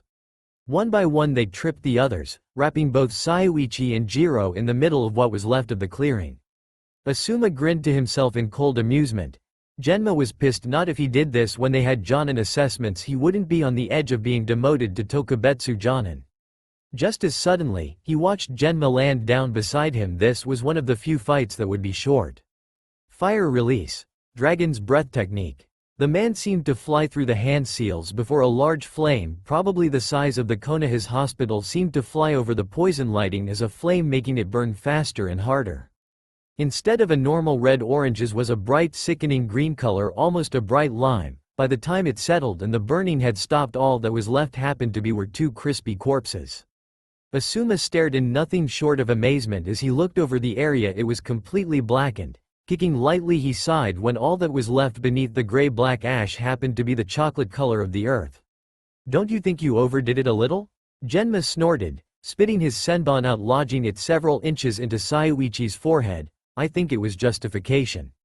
We need to send a message to Hokage-sama as soon as possible. Orochimaru already knows about Naruto and Yama-chan. And he was trying to keep us from getting to Tsunade. Apparently he fucked with the case cage and the man crushed both his arms and ruined his leg. I take it Saiuichi-chan had a mouth. And when did you set up that trap?" Asuma asked, before pulling out his supplies to seal the two bodies away. There would be memories inside Jiro's mind if he was put into stasis. He wasn't too sure about Saiuichi. There was a senbon needle 3 inches into his skull. Shuddering at the bodies, Asuma looked at his longtime friend and decided he would never mess with the man's children. "Let's go." Genma nodded, before following after Asuma. To be honest, he felt like he was going to vomit at what he'd done. But he didn't feel any regret. The less people outside of the village who knew about his woman and children, the better. The two of them went quiet. That had a hint that Tsunade might be in Manoa. The sooner they found her the better. "Oh." Jiraiya grinned, as he looked over, talked with one of his contacts in the red light district. This was one of the best ways for him to get information. Ninja, especially men, talked after and sake. Most of the women knew he was off limits simply because he wasn't the least bit interested in having with any of them. He might be a perv that spied and gave the occasional grope, but there were only 2 women he'd happily and cheerily fuck. One happened to be his old teammate, and another a woman who'd rocked his world every time he returned to Konoha. Miharu Hasegawa was a thick-hipped, big-eyed woman that was always willing to meet him in the confines of her Konoha apartment. The looks Cammy gifted her with wasn't anything to laugh at either. Deep, violet bedroom eyes or hair the color of silver, just the thought sent his heart racing. She was a teacher at the academy and an expert in the art of seduction and genjutsu. She also happened to be the top assassin in the Anbu Corps and had been since before little Hitaki had made his name known. As always, she had a saucy grin and laugh ready for the select few that came knocking, and he was to his knowledge the only man that got to be squeezed by the iron grip of her snatch. He liked it that way, and so did she. Cackling slightly at the thought and more than a little bit ready for his next visit home, he could only sigh as a new girl tried to talk her way into his room. He had to admit she was pretty, but then again he was more than ready to return to Miharu and bury his face in the plump mounds that belonged to him. Pushing the dirty thoughts away, he turned the corner to his hotel room. Once he was back where he needed to be, he could only sigh before laying out on the comfortable futon. He'd been drifting off when an overdone poof of smoke rose up around him, and he was pulled from the hotel room by a webbed hand. Sometimes he really hated having a summoning contract, like when they pulled him onto Mount Myoboku. Without warning, sometimes they sent Gamakichi, but most of the time it was like this: a quick puff of smoke and a ringing in his ear and he was gone. The toad sage blinked roughly, looking up at the giant toad. He was more than a little baffled. What in the world is going on? Several of the toads were looking at him with worry. They knew, just like Sarutobi knew, that this would more than likely push the toad sage into angry, and while they teased Jiraiya, they did love and care for their summoner. Hajime, come forth. Fukusaku demanded of the young monkey, none too pleased. He had every intention of speaking with Enma about the young thing's attitude. The small ape walked forward, a disgusted look on his face. This was why he hated dealing with this particular human. He always smelled like, and it grossed him out like nobody's business. Yeah, this is from Gigi. Hajime grunted while holding out the folded envelope toward the large human. Jiraiya sighed, before taking the letter and rubbing the sleep from his eyes. Sometimes he hated the fact that he had such a short time to get information. Most of his informants worked into the early hours, and then they had to be sweet-talked or paid before they even started to on the circle of questions that often followed. Usually it meant he slept from noon until midnight, then the process started all over again. It wasn't that he was happy being a night owl, it was actually the opposite. Opening up the letter, he felt his heart drop. Whipping out his own letter, he handed them to Gamashiro, a messenger toad that he worked with on a regular basis. Take this to Miharu and Sensei. The gray-headed toad blinked before nodded, before taking off in a flash. Raya, child, what's going on? Shima asked, a concerned expression on her face. Minato's girl, Naruto. She was attacked at the academy, she's in a coma. Jiraiya had a grim expression on his face. The girl knew him relatively well, and she was about the only female beside his UAL partner and ex-teammate that he bothered to tone down his perversion about. Gamabunta stared at the man before him. He looked as if his heart had been ripped out again, and he wondered briefly how many more times Jiraiya could handle the heartache of being alone. I'll send you back then. I suppose you'll head back now? Jiraiya nodded. I just need to gather my things. Apparently Sensei is going to try to get Tsunade back in the village as well. But we all know how that's going to work out. Gamabunta snorted his amusement, before nodding. I'll send you back then, good lucky Jiraiya. And with that the white-haired sage was gone, leaving several worried toads. Shima, in all her kindness, could only worry. She knew that there were very few that Jiraiya considered to be important to him at this point in his life. Jiraiya tried not to swallow his tongue. He felt an emptiness in his heart at the thought that his goddaughter was so damaged that she was in a hospital. Normally something like this just didn't happen, but every once in a while it did, and it always made him worry that one day when he came home she wouldn't be waking up and she wouldn't open those big blue eyes of hers. Huffing in annoyance, he gathered his things before apologizing to the matron of the hotel and began the long run back home. He was roughly 8 or 9 hours from Konoha, meaning he would be getting there late at night, and he could only hope that nothing more would happen to the girl while he was away. Sighing in frustration, Jiraiya started off. In a few hours he would call on one of the toads to carry him part of the way, but until then he would get there on his own steam. Oh, Kakashi sighed. He'd been running the whole night, but he was going to have to sleep soon, and he had no problems with that, but he would admit that he was still none too pleased with his Hokage. Though it had pleased him to see that Naruto had so many students from her own grade worried over her, and he thought that most of the youngsters were cute. When he'd gone to say goodbye, he'd been surprised to see the young Hyuga boy, simply sitting with her with a small frown on his face. After asking the boy a question about why he was there, Kakashi was surprised when the boy replied that he was curious about her red chakra pool. Kakashi had nearly had a heart attack at the response, but the rest of the answer was the most amazing. The extra pool of chakra that had once been red had been refilled by Naruto's natural mixture of blue and green, giving it an odd turquoise color. This had set of a chain of events no one had really expected. Naruto now had a secondary pool of chakra that was nearly 3 times as potent as her normal pool of chakra, but neither were getting any larger. It had left several of the medical heads baffled, and it quickly overwhelmed the boy, considering they began to ask more questions than the little Hyuga boy could answer. Kakashi had huffed before sweeping the boy out of the room, and walked him home. He'd learned if there was one thing that could be said about the white-eyed clan of Hyuga was that they happened to be overly polite, and this was no exception. Either way, he'd left the young boy at the edges of his compound, but he'd honestly thought he was near the Uchiha clan with the evil eye that was sent his way when he'd turned to leave. Thankfully, no one had said a thing about the fact that Kakashi was walking the young Hyuga boy home, though he did hear some odd comments about pedophilia. Sometimes he was really grateful he was the last of the white chakra clan. Raising Naruto here was bad enough, the thought of raising his own offspring sent a cringe down his spine. There was a way to ensure his line was passed on, but that was for a later date. God, he really hated camping. More importantly, he hated having to travel so far to complete his mission. This was worse than some of the missions he's been forced to complete in Snow Country several years before. Water Country was not somewhere he wanted to be right now. Not only that, but the particular place he was heading to happened to be a small snowy area. He hated snow too. About the only good thing that had occurred from this ordeal happened to be meeting Naruto's very handsome and cute teacher. He had every intention of getting to know the dolphin when he returned, at least once Naruto woke up. That was something he refused to give up on. Naruto was going to wake up, damn it, he refused to believe that she would spend the rest of her life sleeping. She was too stubborn for that. And he knew some of the things she wanted to do in her life, and he couldn't say that they were bad goals. Everyone needed something to live for. Naru had just found what she needed from life a little sooner than everyone else. Shaking the less than helpful thoughts from his mind, he studied the area in front of him. Hours seemed to have passed and the sun had crossed from early morning to afternoon.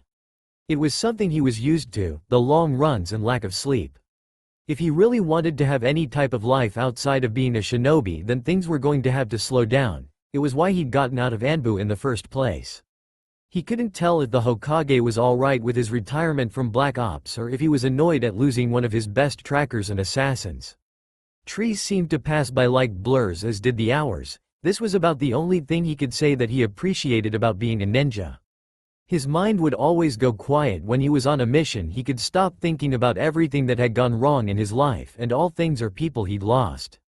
He could barely think about a time that he was happy. At the edges of his memory he could hear his mother's laughter or the scent of his father when he returned from working with his tracking team.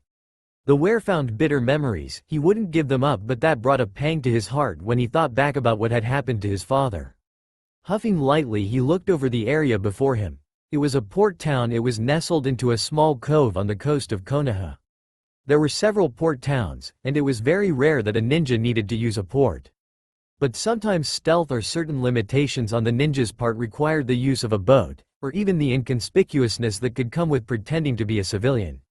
In all honesty, it was about the only way Kakashi was going to be able to get into Mizu no Kuni at this point. The civil war over bloodlines and the assassination attempts on the third Mizukage had made the ninja of Kirigakure paranoid and mean. It had also run off several members of its sword group, and he had no idea how many Black Ops had been forced from their homes when Yagura gave the word for the execution of those who had once protected him. He was relatively sure nearly 40 ninja of various bloodlines had joined the Leaf Village. Being a ninja was all that they knew how to do. Needless to say, the paperwork wouldn't be settled for a while, but many of them came as families, and once a second generation of a certain clan was started with Konoha, they would have the option of becoming a clan, with a voting seat on council and clan privileges. Kakashi knew that there was more to it than that simplistic outlook, but he also knew that it gave hope to the ninjas in question. Like the woman that Genma was with, she and others like her needed that hope to be able to forego and forget their roots in Mizu no Kuni. Kakashi shuddered at the thought. They didn't have many bloodlines in Konoha. Many of them had been killed out in the war. Both he and Aruka were examples of dwindling family lines. They had once held clan seats, now they would be things of the past. Kakashi sighed, before stopping outside the port. He really needed to get his mind off of such morbid thoughts. Glancing up at his head, he sighed before pulling off his Ite. His Sharingan swirled to life before he hunted for a ratty eye patch. It was of hospital quality and white with two stretchy loops that would reach around his head once he put it on. Sniffing the air lightly, he backtracked until finding the water source. A small pond that from the looks of it was used for a farm's reserve at one point in time. Settling beside the pond, he pulled out the temporary hair dye. It was a light brown, and would work best with his pale coloring. He didn't need anyone to be able to point out the copy nin Kakashi. Working the substance through his hair, he could only cringe at the scent. It was disgusting. He hated the smell of chemicals. It made him sick a lot of times after using the stuff. 40 minutes passed before he began to rinse the chemicals. He could only sigh before pulling out his mirror. It sometimes made him wonder about the things that a ninja needed to keep sealed. Once he was positive there wasn't a sign of silver, he huffed before beginning to rub his hair dry. There wasn't any point in him putting hair gel in his hair. It was long, running down to his chin in the front and down his neck. It was kept scruffy mainly because he didn't keep regular haircuts on his list of things to do.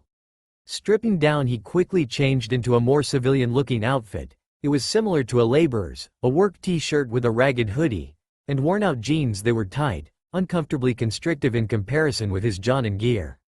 Staring at himself in the reflection of the water, he nodded, pulling out his faux identification information out of a simple seal that had been inked into his skin.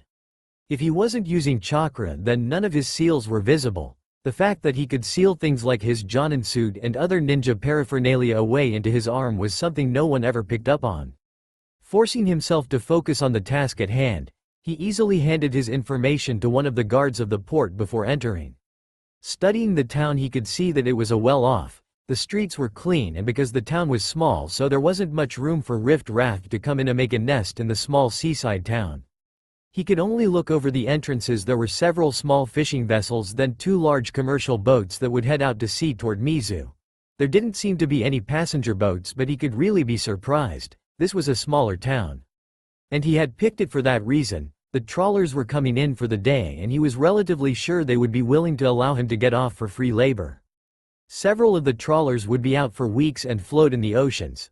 Others would dock in certain ports before going out another day. As he scavenged the boats, it didn't take long for him to find one of the bosuns willing to allow him passage for labor. This was just what he needed. He could use the extra funds to get home quicker once Aoi was dead. For the rest of the day he would wander the port, but that night he would have to sleep. Until then he really wanted to find some food. Oh. It was roughly 15 minutes till the bell rang and the children of Konoha Academy raced from their place of learning. Each one had a different place to return to. Some went home, some had things that they needed to learn as a member of a ninja clan. Certain duties had to be looked after. For Yakumo, it was learning genjutsu. For someone like Sasuke, it was learning about his Sharingan and Kaden jutsu. Yakumo sighed, looking over the room. She'd been one of the first to volunteer to sit with Naruto. Then again, no one had argued the point. She felt it was a little silly to be sitting by her unconscious friend, but Naruto's guardian had been so concerned that he'd asked all of them to sit with her. They had been surprised but agreed. There had only been 4 of them in the hospital room at the time. But the others had agreed. Thought they had all wondered over the fact that once it was brought up to the other at school, everyone had agreed. Even Shikamaru, being the lazy guy, that he was agreed to stay with Naruto. Yakumo grinned. It had been an interesting day to say the least. She'd arrived at roughly the same time school started. Needless to say, it hadn't taken the young heiress any time at all to become bored as an 8-year-old could be. So she'd taken out her amusement on several of the Anbu members who'd been watching over Naruto's room. She knew that she shouldered, but she was bored, so what else could she do? Needless to say, once that there was a new rotation of Anbu members that stepped onto the field, she'd had a heyday teasing one of them with everything she could think of, from pranks to why nurses. The latter had the most interesting effect. Yakumo wasn't positive, but at one point she was positive the newest Anbu member to come on Naru watch had a nosebleed, even if she wasn't quite sure what had caused it. This was the most fun she'd had in ages, though she'd had to remember to do nothing that couldn't be undone. That was one thing that had been drilled into her head since her sealing with Master Jiraiya and Hokage Sama several months before. She was very good at her genjutsu, so much so that she'd managed to make several people think what was happening to them was real. Her father had warned her that as her abilities grew she would be able to make what happened in her illusions become real. Yakumo pouted as she looked over Naruto's sleeping form. It was odd, she noticed that Naruto seemed to twitch while sleeping, and when she'd asked one of the nurses about it she'd gotten a strange look from one of the nurses. It hadn't taken long at all for a doctor to return to the room to check several things. The fact that one of the Anbu members, one with the mask of a washi or eagle, deemed fit to monitor what the doctor was doing. She thought that was a little odd considering none of the masked members seemed to know much about the medical things. "Yakumo, what are you doing?" a young male voice finally asked from the door, a curious look on his face. "Oh, Choji." Yakumo smiled softly. This was one of the only good things that had occurred from the attack. She now had several friends. While she was one of the clan heirs like several others in her class, she'd never gotten to interact with them until this year because of always being too sick to attend school. Now she had gotten the chance to get to know them. "So what are you doing?" the large boy asked, a curious expression on his face. Yakumo blushed lightly. Very few knew about her mischievous streak. Her father knew about it considering he and her mother were more often than not her targets. "Well, I was playing a prank," she muttered quietly. Choji laughed softly. "So you like pranks?" "Kiba's always playing pranks on Aruka sensei, and ever other teacher we get. He likes to play them on Hana, too." Choji had taken a liking Yakumo, and the girl returned the affection. Both of them were really too kind to be ninja, but they persevered. They both had dreams that only being a ninja could help them complete. A slow happy grin spread across her lips. "Yeah, I really do like pranks, maybe not like Kiba." Yakumo made an amused expression. "I play them on my parents all the time. Papa told me I can't play them on anyone else because they can be a little dangerous." Choji frowned, before a light of understanding came across his face. "Because it's genjutsu, right?" Yakumo nodded in agreement. "Yeep. Papa said if I work at it a lot and expand my chakra I can make it all become real. So what brings you here anyway, Choji?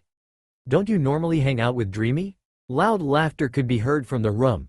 Choji knew that she and Tenten had come up with a nickname for Shikamaru, but that wasn't what he was expecting. "Normally I do, but he had to help his dad with the deer, so he wasn't at school today. He gets really annoyed when people interrupt them, but I think that's because when people show up it makes the deer harder to handle. So I thought I would spend the rest of the time with you, that and I brought you what we went over today. Aruka-sensei said Kotetsu or Izumo would be here later to take over for us." She nodded, before sighing. Eventually the conversation picked up where it started before. Most of it was about food, mainly because Yakumo was curious about the types of things Choji's family ate. Choji was also curious about where Yakumo lived. Most clans lived in a compound. About the only person he knew that didn't was Shikamaru. Thought he was a little curious. He didn't think Shikamaru was really working with his dad. "Alright you two, I need you guys to leave." It was a young woman with a small smile on her face. She was one of the nurses that had continually checked up on Naruto. Honestly, it was a bit unnerving. Both students blinked in surprise before actually looking out the window. It was getting dark. They each needed to go home. "I'll see you in class, Yakumo." Choji grinned. "Who's staying tomorrow anyway?" Tenten. Lee demanded to be able to stay on the third day though. Yakumo giggled. She thought the dark-haired boy was cute and funny, but she would never admit that to anyone else. "Really? I volunteered Shika for a day, I just had to tell him that." Choji grinned lightly at Yakumo's startled then amused face. It was something he liked about her. Almost all the people who's gotten involved with Naruto, almost all of them were different. He wasn't sure what it was, but they were different. "Anyo, I'm sorry to interrupt the two of you, but you really should get home." A voice from the doorway spoke up. A look of amusement could be seen on a clean-spoken face. The young man was of an average height and not in the least bit intimidating. He had relatively short hair with longish bangs that fell across one of his eyes, keeping it from view.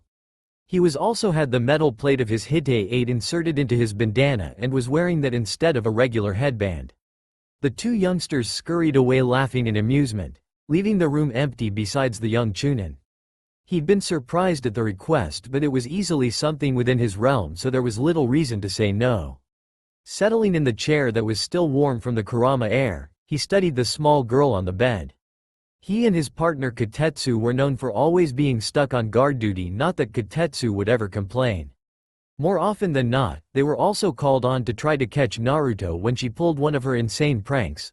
Not that either of them were really efficient for that particular duty. 9 times out of 10 the two of them would die laughing at whatever it was that she'd done. One such a time she dumped a bucket of water-resistant paint on a particular merchant that had taken to overcharging the children of Konoha. Needless to say, the man was an interesting shade of gray for several weeks. It was odd for him, he saw Naruto on a regular basis. She was one of the few people of Konoha that would stop by to talk to Kotetsu and himself. So it wasn't hard to believe that the two young adults had a certain affection for the young girl who made guard duty less boring than it had to be. She was such a vibrant person, to see her so still made him ache. He also knew that he was going to be one of many people that would be on the tower grounds when the Uchiha who had done this was sealed. They had decided to make it public and he had to cringe at the humiliation this would put the Uchiha clan through. Honestly, he hoped that the older, more sensible members of the clan would realize that their member was in the wrong.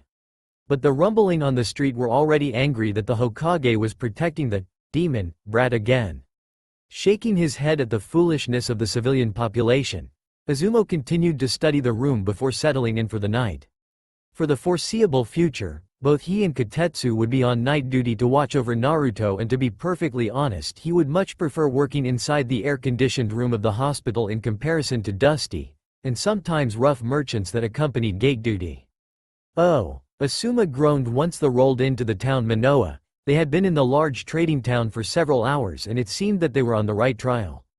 Someone of a similar description with a pet pig had been through and they hadn't been seen or heard of leaving this particular village. Not only that, but most of the casino owners seemed more than a little happy. This had led both Asuma and Genma to believe that Tsunade was in the village, but both of them were more than worried about getting on her bad side. Neither of them really wanted to look like Master Jiraiya after spying on the hot springs. "Do you want to look for her, or do you want to sleep on it?" Genma asked, eyeing his partner with a lazy confidence that tended to get the older man in trouble. Both men shared a glance before they both sighed. Splitting up, Genma headed toward the casinos while Asuma headed for the bar. Genma almost cried. This was the 4th casino he'd walked into and so far there was nothing. But then again, Manoa was a big town. There were close to 40 casinos in a city of this size. But he supposed he'd gotten the short end of the straw. Every single one of the casinos had a bar that he had to go through as well. The biggest issue was being harassed by the owners to sit down and play. Generally when he just smiled and oh so polite stated he was searching for someone, they generally turned away and didn't bother him. "Genma?" Genma blinked before turning around. It was a feminine voice and that surprised him. Then again, he must be doomed for something horrible when he got home. Looking over the woman, he could only sigh. It was Shizune. She had followed Tsunade when she'd left the village a year before the Kyuubi attack. It's been a while. Shizune. Genma studied her. She really hadn't changed, not much anyway.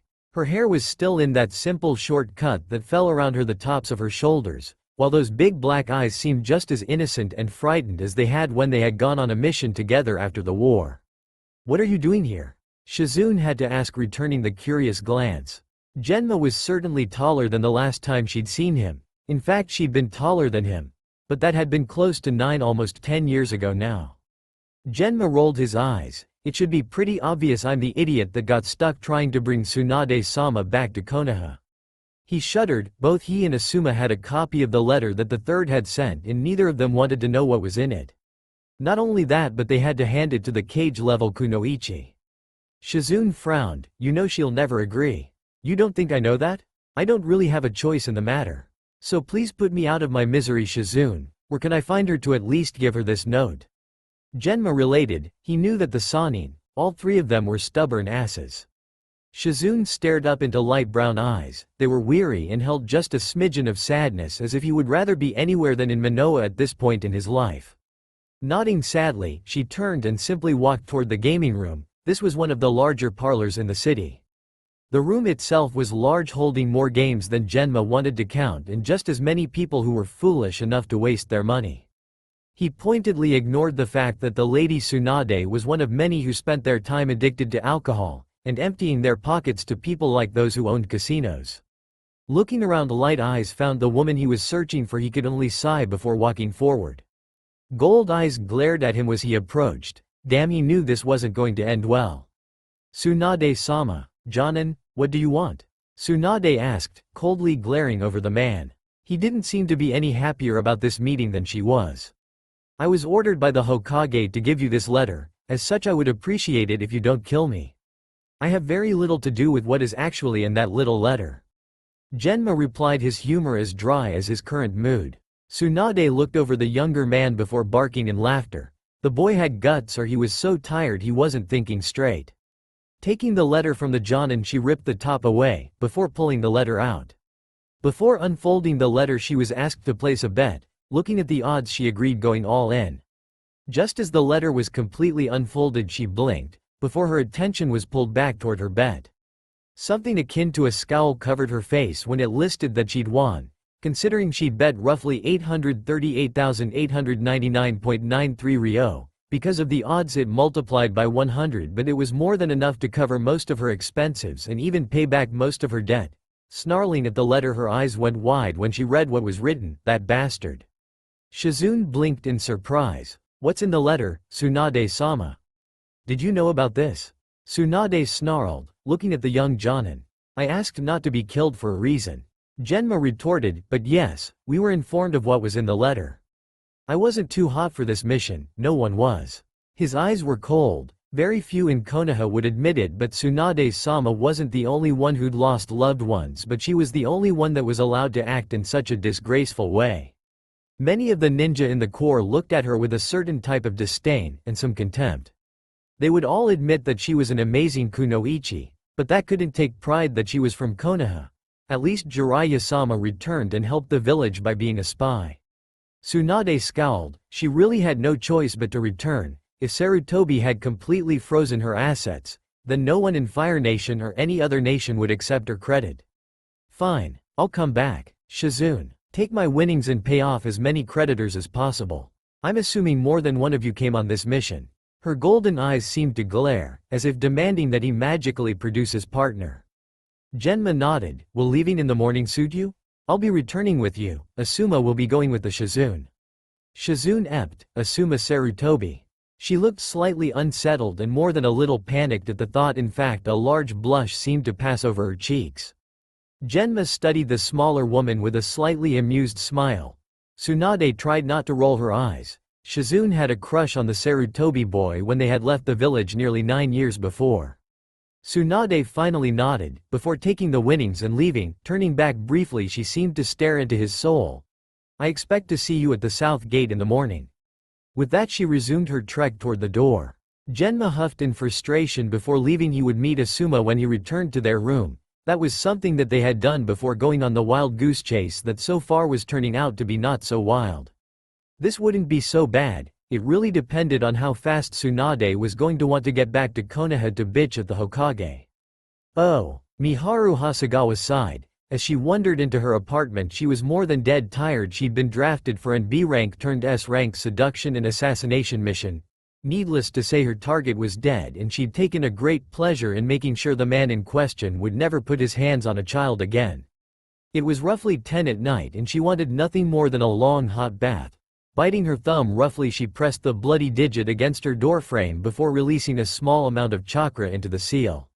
Her door swung open with practiced ease. This was possibly the best thing that her lover had ever taught her. Having enough information to be able to keep her place safe meant more to her than he could know. But then again, it was very likely Jiraiya had done it to be certain that nothing could get to her behind these walls. She made things for certain members of the Shinobi Council more difficult than they had once been. She was the spy within Anbu. She kept things in order. She was silent and deadly sand. She always recognized those they weren't really one of Sarutobi nins. Walking forward, she pulled the steel hairpins from her short shoulder-length hair. Really, there was no need for hairpins other than the things kept her bangs from her face. The particular pair she was wearing happened to be from Jiraiya. No one of the village knew this, and she liked it that way. It kept things simple. Laying the hairpieces on her kitchen counter, she blinked, studying the note on the table. The only thing that could get into her apartment besides herself and Jiraiya happened to be a summons, and not even they could summon another person into her apartment. Nothing could override the blood seal keeping those who weren't keyed into her apartment out. Lifting the letter to her face, she could honestly say that she was surprised. It wasn't uncommon for Jiraiya to send a toad ahead to tell her that he was coming. The odd thing was that he was coming home so soon, not that she really minded, but she did have to wonder what could have occurred while she was away. Jiraiya usually came in spring and fall, generally staying in Konoha for a month before taking off for another 5 or 6 months. It was just something she and anyone in Konoha was accustomed to.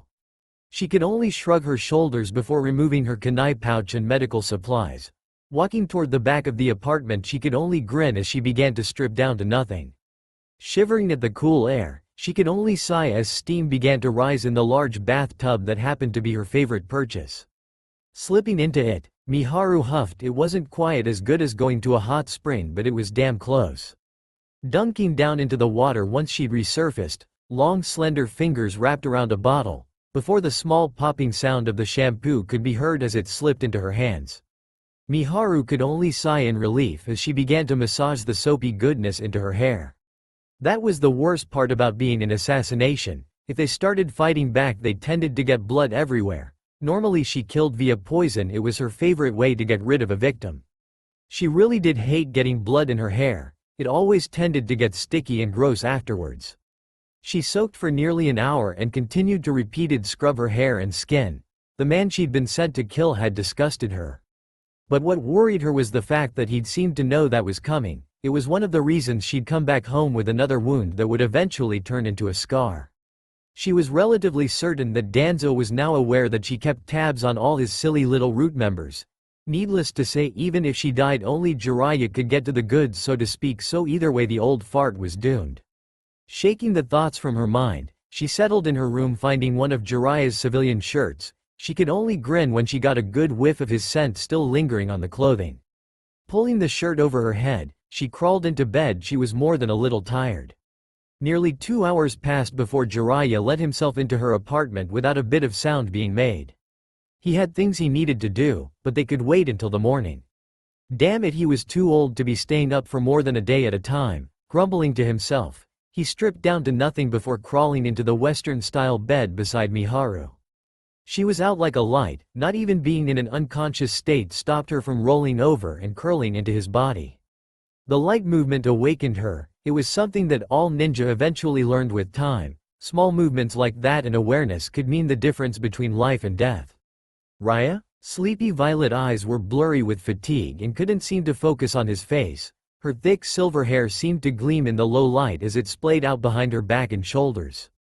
Jiraiya simply looked down at the woman snug against his side. She looked more worn out than normal and he had to wonder at it. Yeah, it's Miharu. He could only chuckle when she gave a content little sigh before burying her face further into his neck. He could tell by the little noise in the back of her throat that she had more questions, but for now it was time for sleep. Sleep, Miharu, we'll talk about it in the morning. There were no questions in his voice, just a gentle command, though he was positive she was dozing off before it even left his lips. It didn't take him long to follow her into a dreamless sleep. Tomorrow morning he had a sensei to grill and a little girl to look in after. Genma huffed, in frustration as he ran. Tsunade had been in a bitching mood since they had met at the gates that morning, and he wanted nothing more than to suffocate her. Or for her to knock herself out with her own tits. Sometimes he wondered about Tsunade. He had always been curious about the Sannin, how they had managed to become so emotionally weak in comparison to the rest of Konoha. He could say he didn't understand the consequences of being a ninja. It had cost him heavily in his lifetime.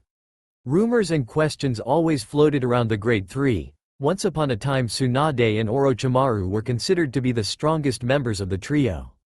Now it seemed that Jiraiya-sama had risen up from the depths and become one of the best. He had once been the irresponsible flirt, now he seemed to be a relatively responsible ninja that loved a little girl along with the one and only Kakashi. Would you please shut up? Genma finally spoke up. I can't even hear myself think over her bitching. He thought silently, before a sigh escaped his lips at the volatile look sent his way. He understood that she didn't want to return to Konoha because she blamed the place for taking everything from her, but damn, bitching about it didn't help anyone. He wanted to be back home with his girlfriend and snuggle up against her warm small body, but no, he got stuck with the bitchy old woman. Tsunade nearly snarled at the younger man before she actually looked closely at the man. He was obviously exhausted and wasn't all too keen to be on this particular mission. And that was something she had to wonder about. What had changed so much that Konoha wouldn't want a Senju in the village? What's changed about Konoha? She finally asked after much deliberation. She almost wanted to ask why he and her sensei's son had been less than pleased to find her. Genma studied her, for once she'd stopped complaining and he had to wonder why she would care. It had nothing to do with her.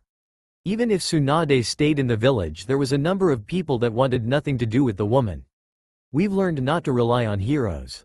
The tone was sullen as if he was remembering a particularly bad dream. We've learned that the only way to protect Konoha, to protect what we love, is to fight for it ourselves. Not even Minato could protect what was most important to himself. The statement was cryptic, but anyone in the village with a brain would have been able to make the connection. He forcibly cut himself off. He could feel anger course through him. Frustration seemed to well up inside his heart. He had to wonder how many people might have lived if Tsunade and her talents had been in the village. There were just so many thoughts and worries inside his mind. How many people would have been living? It was a question that could never be answered. It was something many nins of Konoha tried not to think about. Their medical techniques had never been amazing. Once upon a time Tsunade had begun teaching them and the medic corps flourished. One by one her students died after Tsunade ran from Konoha with all the pain rising up in her heart. And Konoha was left with morons who were nowhere near as talented as they should have been. No one in good conscience would blame the hot-headed Senju princess for leaving. But many wondered what life would have been like if the older Kunoichi had returned. The older woman couldn't help but to notice the dip in voice, the inflection as if thinking about the aftereffects of the war followed by the Kyuubi had killed some part of him. He was so young, almost all nins were young, they rarely managed to make it past 40 and those that did generally retired. Studying the boy, Tsunade could only frown. Something besides what was happening in Konoha was eating at him and she had to wonder at it. She could easily tell that he was too young to have gone to war and come back completely unaffected. What else is eating you, kid? Nothing I'm willing to talk about outside the village. Genma scoffed at himself. It had been stupid of himself and Asuma to talk about such things outside of the village. Both of them knew it. He would never ever put his family in such danger again. Not only that, but he had to think over the fact that both of those two nins of unknown origin had known information that none should know. In fact, we have a mole inside the village. Asuma and I were only given this assignment a short time ago. The older blonde frowned. That could spell disaster for Konoha. It could mean the destruction of Konoha, something her grandfather had worked so hard for. Something her uncle and teacher had continued. It made her heart ache thinking of them. She loved them and cursed them all the same. Closing her eyes, she left the silence fall cold between her current traveling companion. Before they both began to speed up, each of them needed the time to think to themselves about the difficulties that were fast beginning to approach. "Oh, it's been a while, sensei." Jiraiya smirked, slightly at seeing his teacher as well as the four clan heads helping him jump in utter surprise at his voice. He could easily see that they had worked through a lot of information and it made him wonder exactly what had happened to put the lot of them into such a tizzy. He knew from walking among the civilians that they were upset about some ruling involving his goddaughter and the Kurama heir. The fact that they thought the boy didn't deserve any punishment for what had happened showed that the civilians had utterly lost their minds. "Jiraiya, why can't you ever use a door?" Sarutobi asked, before moving from his stooped position to sit in one of the chairs that surrounded the table that was loaded down with books. He'd known his student had arrived that morning at around 2 a.m. because of the guards and ward signature that recorded everyone who entered Konoha. He'd also been thankful when the younger man had gone somewhere to sleep instead of waking him from a relatively peaceful sleep. That would make things far too easy. Now what exactly has happened? Jiraiya wasn't usually forceful and was in fact damn good at being as subtle as needed. It was why he was such a good spy in comparison to others. He had also trained a number of men and women to take his place should that time ever come that he needed to retire. "I suppose you didn't read the whole letter?" Hiruzen sighed, looking over the younger man. Jiraiya in a way was exactly like the 6-year-old that looked up at him, used to being ignored and used to having to try his hardest to get the smallest amount of attention. At the same time, the man before him had grown so much in the same way. Jiraiya no longer tried to get the approval that would come from his sensei or even the people of Konoha. Instead, the man did what he felt was right and often proved he had a bigger moral code than many knew. "Oh no, I read it but I want the details, old man." Jiraiya rarely felt angry, but for once it was riding up inside him with a type of rage he'd never felt before. The white-haired man had been angry at Orochimaru for turning on them. He'd been angry when Minato had been killed. And the middle-aged nin had been furious when he'd been denied the right to take his goddaughter and Kakashi away from the village. The Hokage could only sigh. Well, it all started about a month before this incident happened. The older man replied, before going on to talk about the unfair grading. The fact that he'd had the young girl retested before having the academy gone over with a fine-tooth comb. How Naruto had moved in with Kakashi and actually started making friends, before running into the Uchiha boy who'd tried to hurt the girls because he felt that he was above the laws. By the time the Hokage was done explaining things, Jiraiya was literally putting of enough chakra to knock the building down. Good God, old man, what had you been doing while I was away? Jiraiya knew he shouldn't blame his former teacher, but wasn't his job to be on top of things? The white-haired ninja simply sat before rubbing his hands over his face. He was so tired and exhausted. He wanted nothing more than to sit down and relax. Yes, well, battling with Danzo and the clan heads have been eating up my time. I'm tired of playing games, Jiraiya. I've had enough of this. There was another reason I called you back. Sarutobi had a bit of a twinkle in his eye that made all sane ninja nervous. The elderly man was plotting, and that was never good for whoever it was directed at. When Jiraiya simply raised an eyebrow, "Here is and continue. I want you to take the Hokage's hat." Jiraiya simply had to pause before turning a disbelieving look at the old man. He was mildly amused and appealed.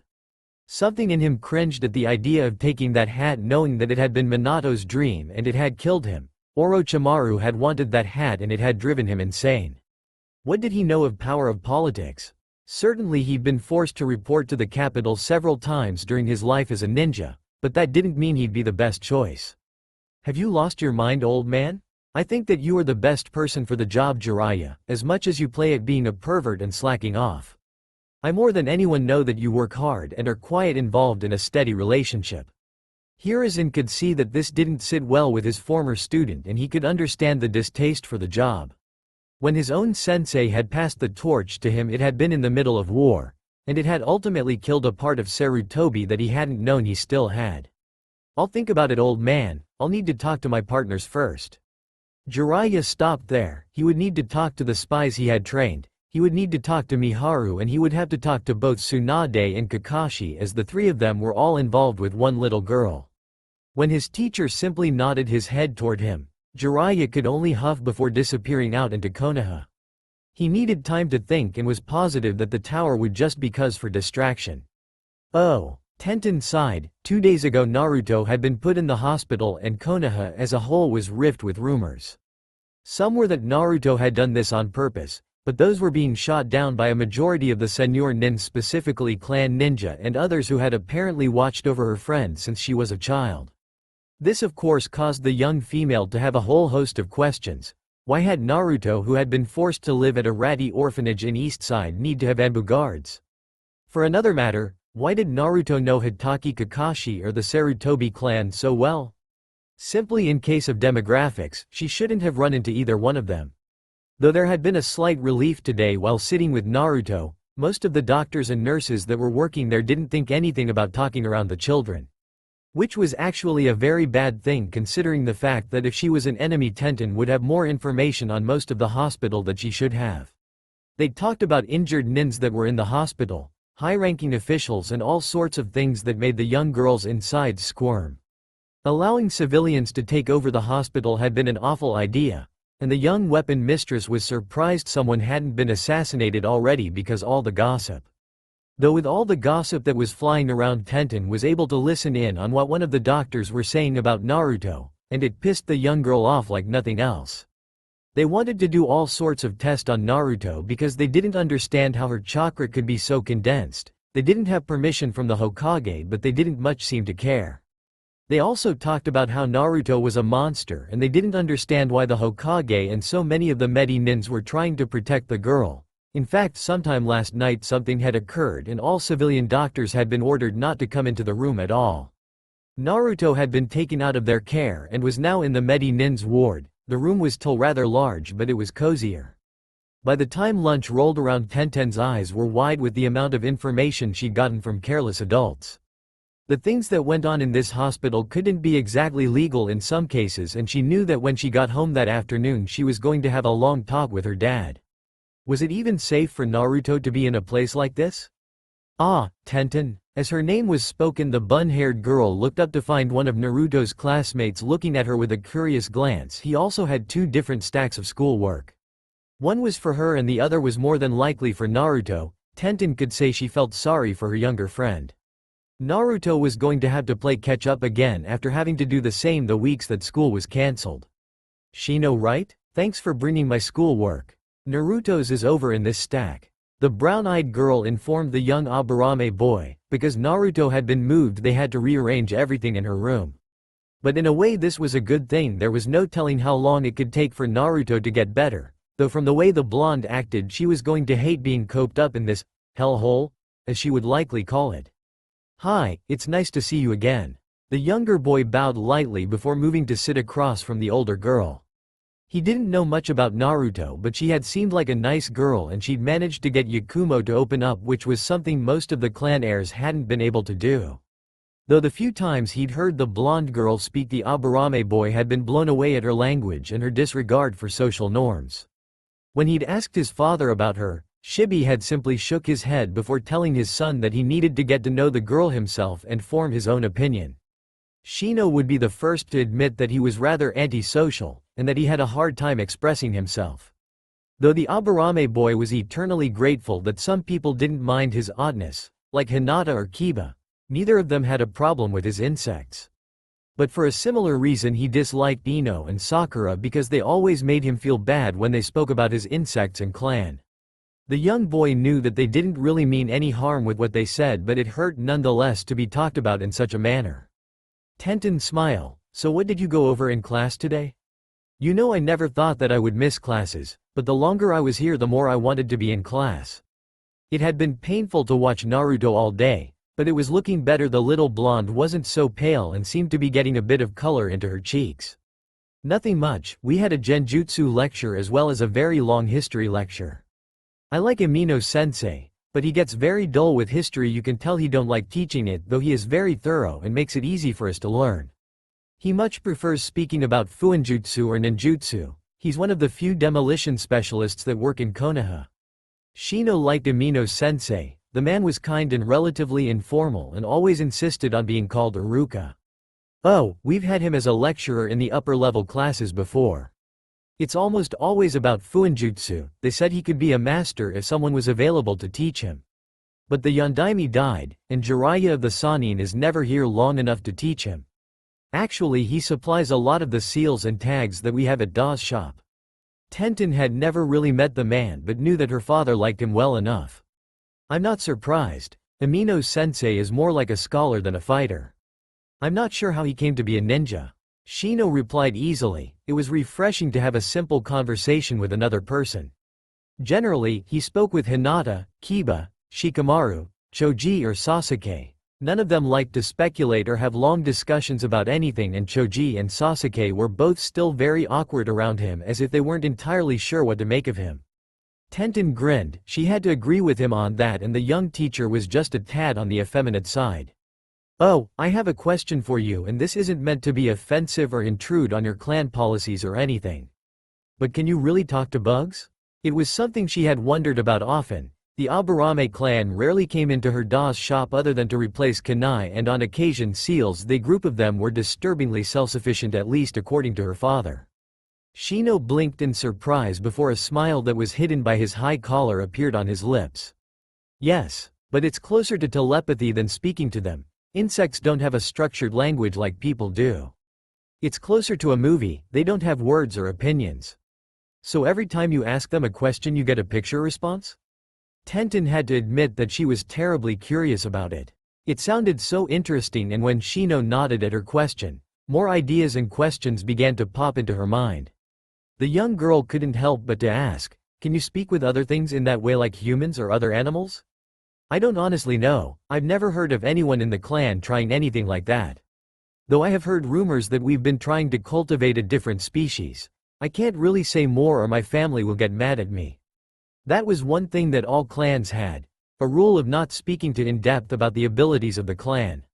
The first offense could get you kicked out of the clan, and there was no higher form of shame than being removed from the clan register. Tenten could only nod. I was just wondering, but thanks for answering my questions. I'll try not to pry.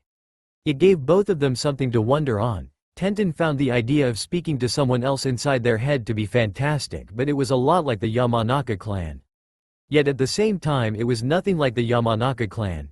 The Yamanaka clan had a lot of drawbacks that came with their ability to throw themselves into someone else's body.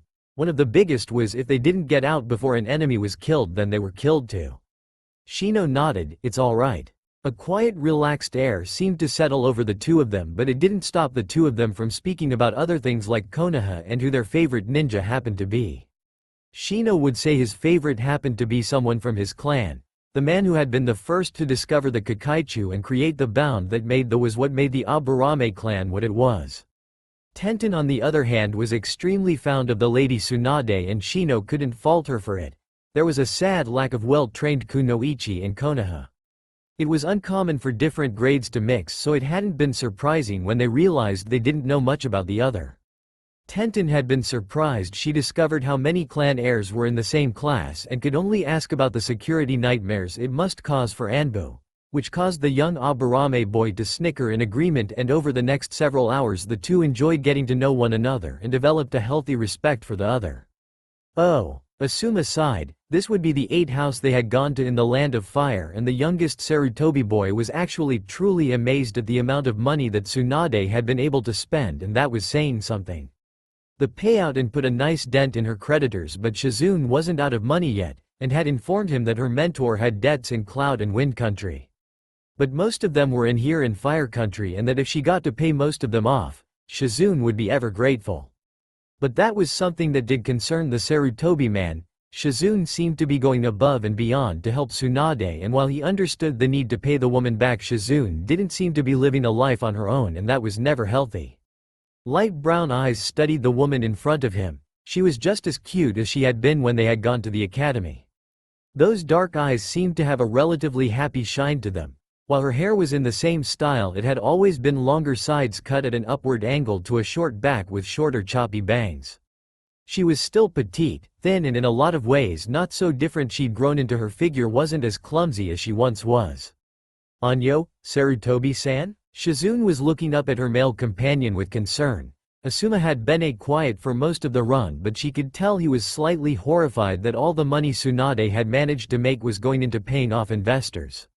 The young medic couldn't help but agree with the expression, because this was probably 6 or 7 times the budget of Fire Country.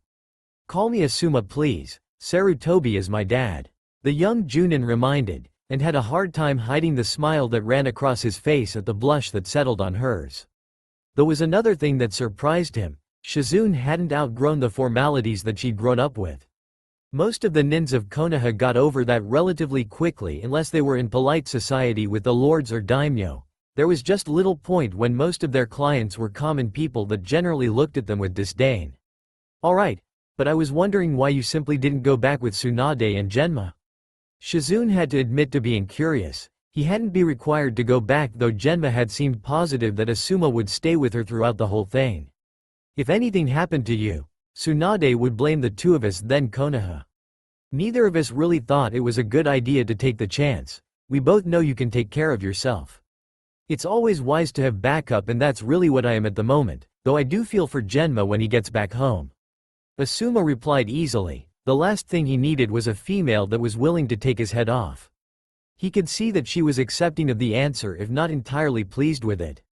Shizune had to sigh. They were right. If anything did happen to her, Tsunade would blame them and become extremely angry, and would probably take it out on the two of them if for no other reason than she could. Her mentor no longer had respect for anyone except perhaps her teammates or her former teacher. Because of this, the older woman didn't care who she hurt, and Shizune was oftentimes forced to clean up after her. "This is the next place, right?" Asuma looked up at the place in question. It was rather shoddy, and it concerned him that Tsunade would be taking money from people like these. Shizune simply sighed before nodding. This was the one that she was dreading. The others had been delighted to get their money back with all that interest that had to be paid back. This one, on the other hand, wouldn't mind just getting his hands on Tsunade as a toy. The man was a coward and just about worthless as far as being a king-happy human could be. She hated it when her mentor went to men like this. It wasn't as if Shizune could retaliate. The man was still a civilian even if he was slime. "Hello, I was wondering if Miho was in?" Shizune started. If she could get away with it, she would talk to the man's daughter. The daughter was just as bad as the father, but she wouldn't try to group the young nin. The young man looked up before shaking his head. You'll have to talk to Kirihara. Miho took off about 6 months ago and ain't about to come back. Sorry, lady. The back door is open, so go on in. The young man looked to be in his late teens and wanted nothing more than to run out the door, but he was holding his own. He wasn't about to quit, he needed the money working here provided. Once he had enough, he planned on making a run for it to get the heck out of this hellhole just like Miho. Shizune cursed silently and in that instance was very grateful that Asuma had come along with her. The male beside her was big and brawny, and Asuma wasn't afraid to take his anger out on a civilian that was acting out of line. Shivering to herself, Shizune did the only thing she could think of at the moment, dragging Asuma to the side and ask for help. I need your help for this one. Asuma raised an eyebrow at the smaller ninja. What do you want me to do? This could end badly or it could go extremely well. Thought he had to wonder as to why she was suddenly so happy that he was around, not that he minded.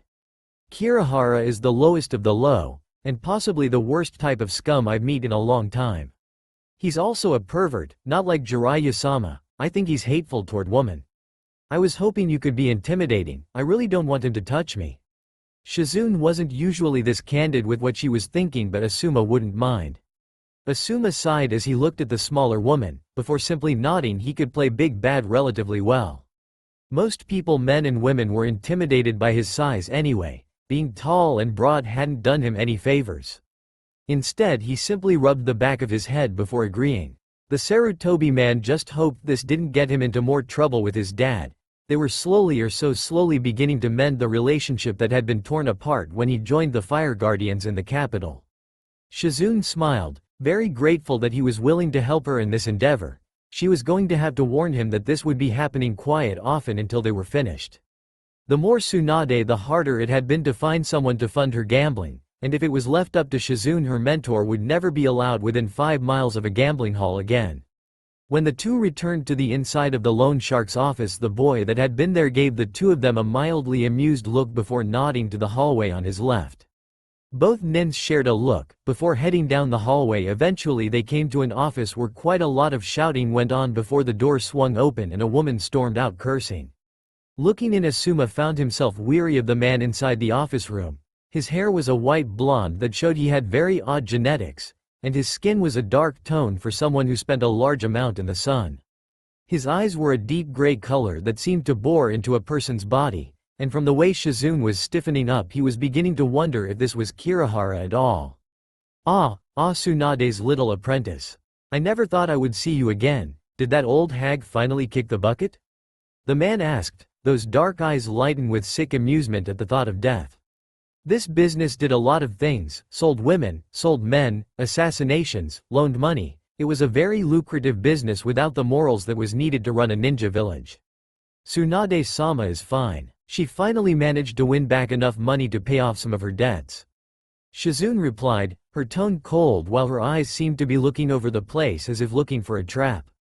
Oh really, am I the first to get my money back? Kirihara looked intrigued at the idea that Tsunade could actually hit the one-time lucky moment. No, this is actually the 8th lender I've seen today, Shizune replied in a very dismissive way, as if it wasn't that much of a big deal, but in reality it was a very big deal. Kirihara snorted in amusement. Then let's see, a 500,000 ryo loan, at 34% interest per month. You've only had the loan for 4 months. Well, that's roughly 1,203,052 ryo. What he didn't expect was a rolled scroll to be thrown onto his desk that created a definite heavy thump. Raising a brow, the older man channeled a small amount of chakra into the sealed item and was pleased as could be when the contents were ejected. It was a small mound of ryo that would need to be counted. Where can I get into contact with you to end our dealings? A messaging bird will work fine. Shizune replied primly before standing to leave. What she didn't expect was Asuma's quick movement.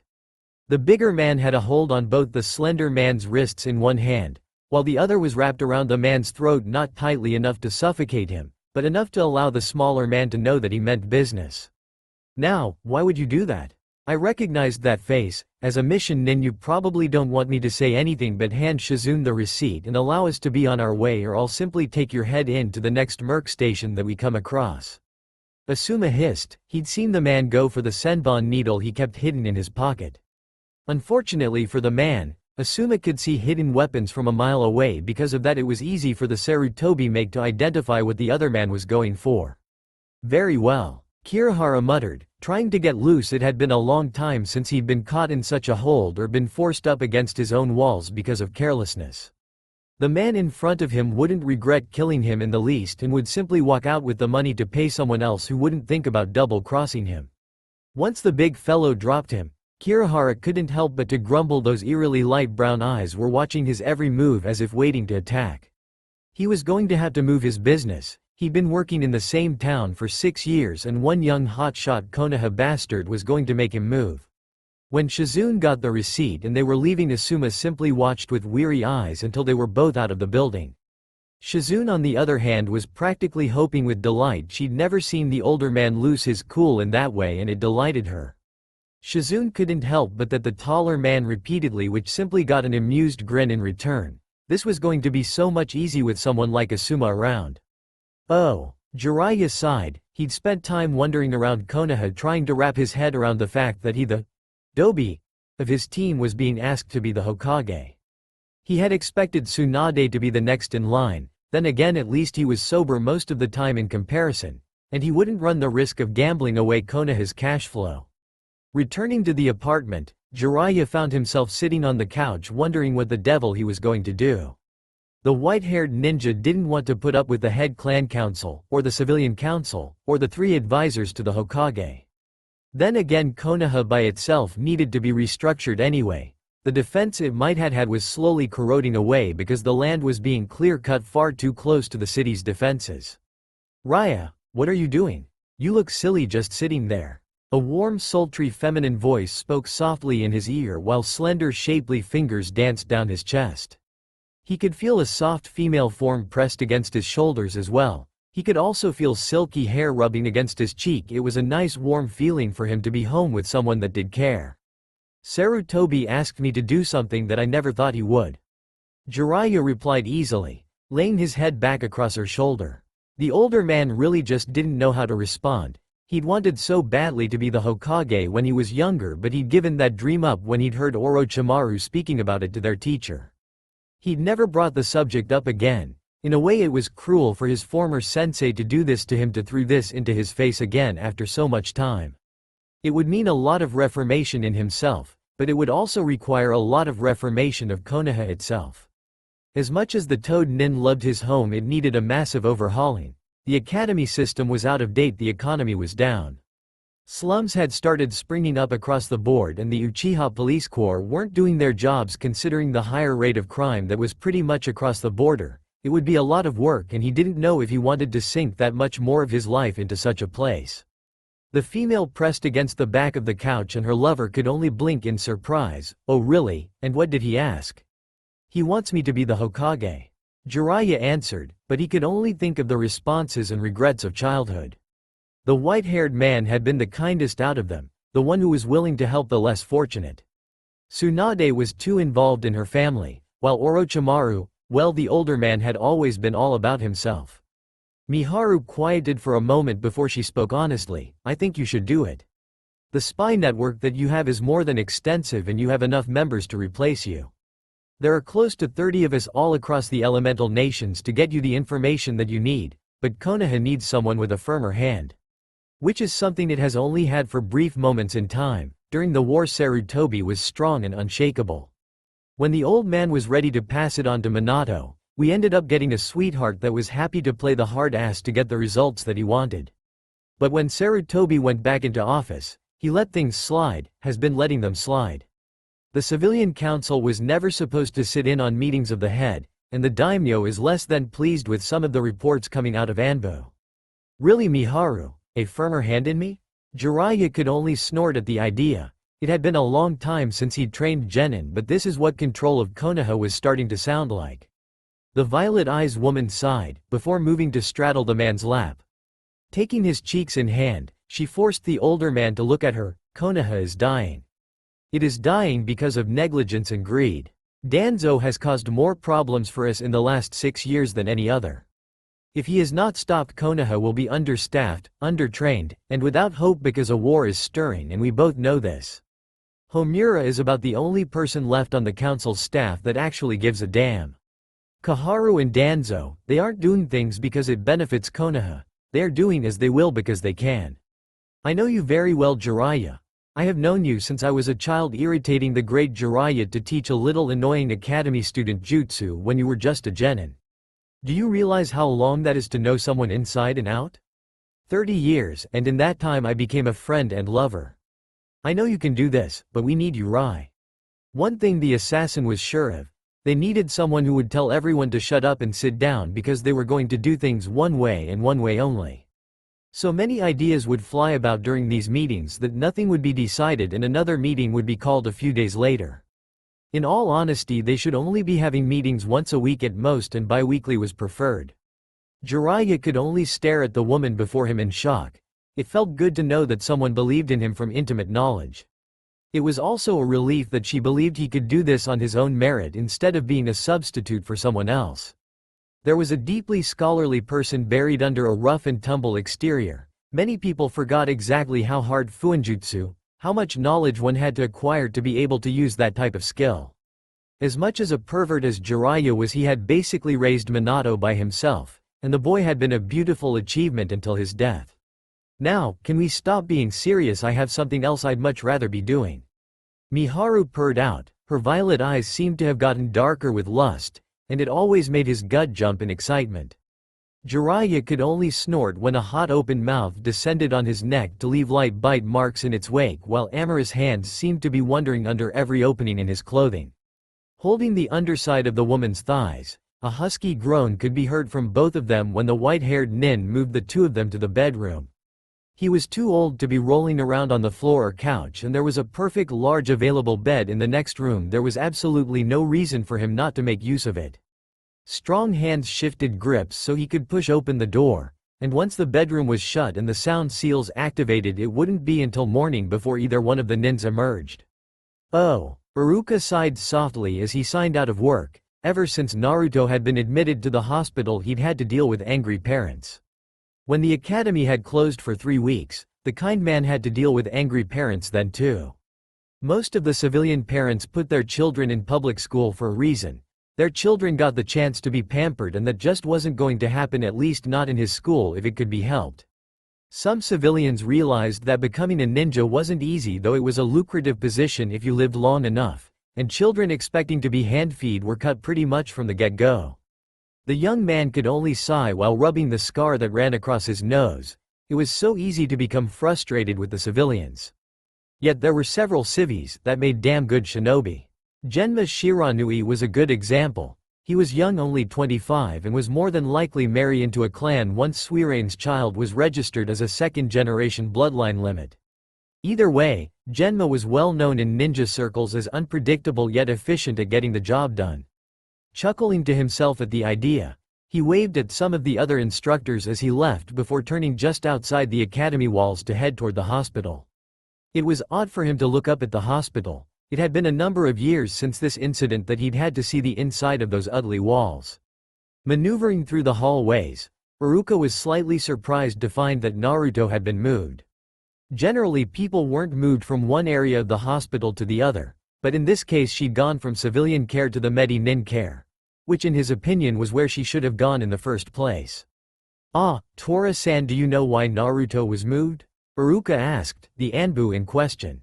It was good to see that someone was keeping watch over the door. It was a concern that something else might happen to the girl. The Anbu in question simply sent the man several silent hand signals that had Aruka sighing. Apparently Naruto's case was on shutdown and no one was allowed to talk about it. This ultimately meant that if the young teacher wanted information, he would have to talk to the Hokage himself, which would ultimately mean a lot of waiting considering how much of a bitch the man's secretary was. Aruka could only shake his head at the idea before slipping past the quiet guard outside to find that both of Naruto's friends had been getting ready to leave. It was only 5 o'clock, but many clans had work for their children even after school closed. Shino was more than likely learning more about the insects he controlled, and while Tenten didn't have a clan, her father owned a well-known store that catered exclusively to nins, and the young girl would have to learn how to run it. How was your day? Aruka's smile widened when the two of them jumped in surprise. They probably hadn't heard him come in, which wasn't that surprise. Both of them were still being trained in situational awareness, but it would eventually develop over time. It was good, Amino-sensei. Shino replied, slipping into a monotone that his family was known for. There was just something about Abarames that when they got nervous they shut down emotionally. Tenten snorted, I've learned more about hospital politics than I ever wanted to know and fully intend to have a debriefing with Da. The girl replied in dry sarcasm, though he could hear some anger in those words as well. Well, I suppose the two of you better be off then, I'll see you in the morning. Aruka wasn't about to say anything to either of them.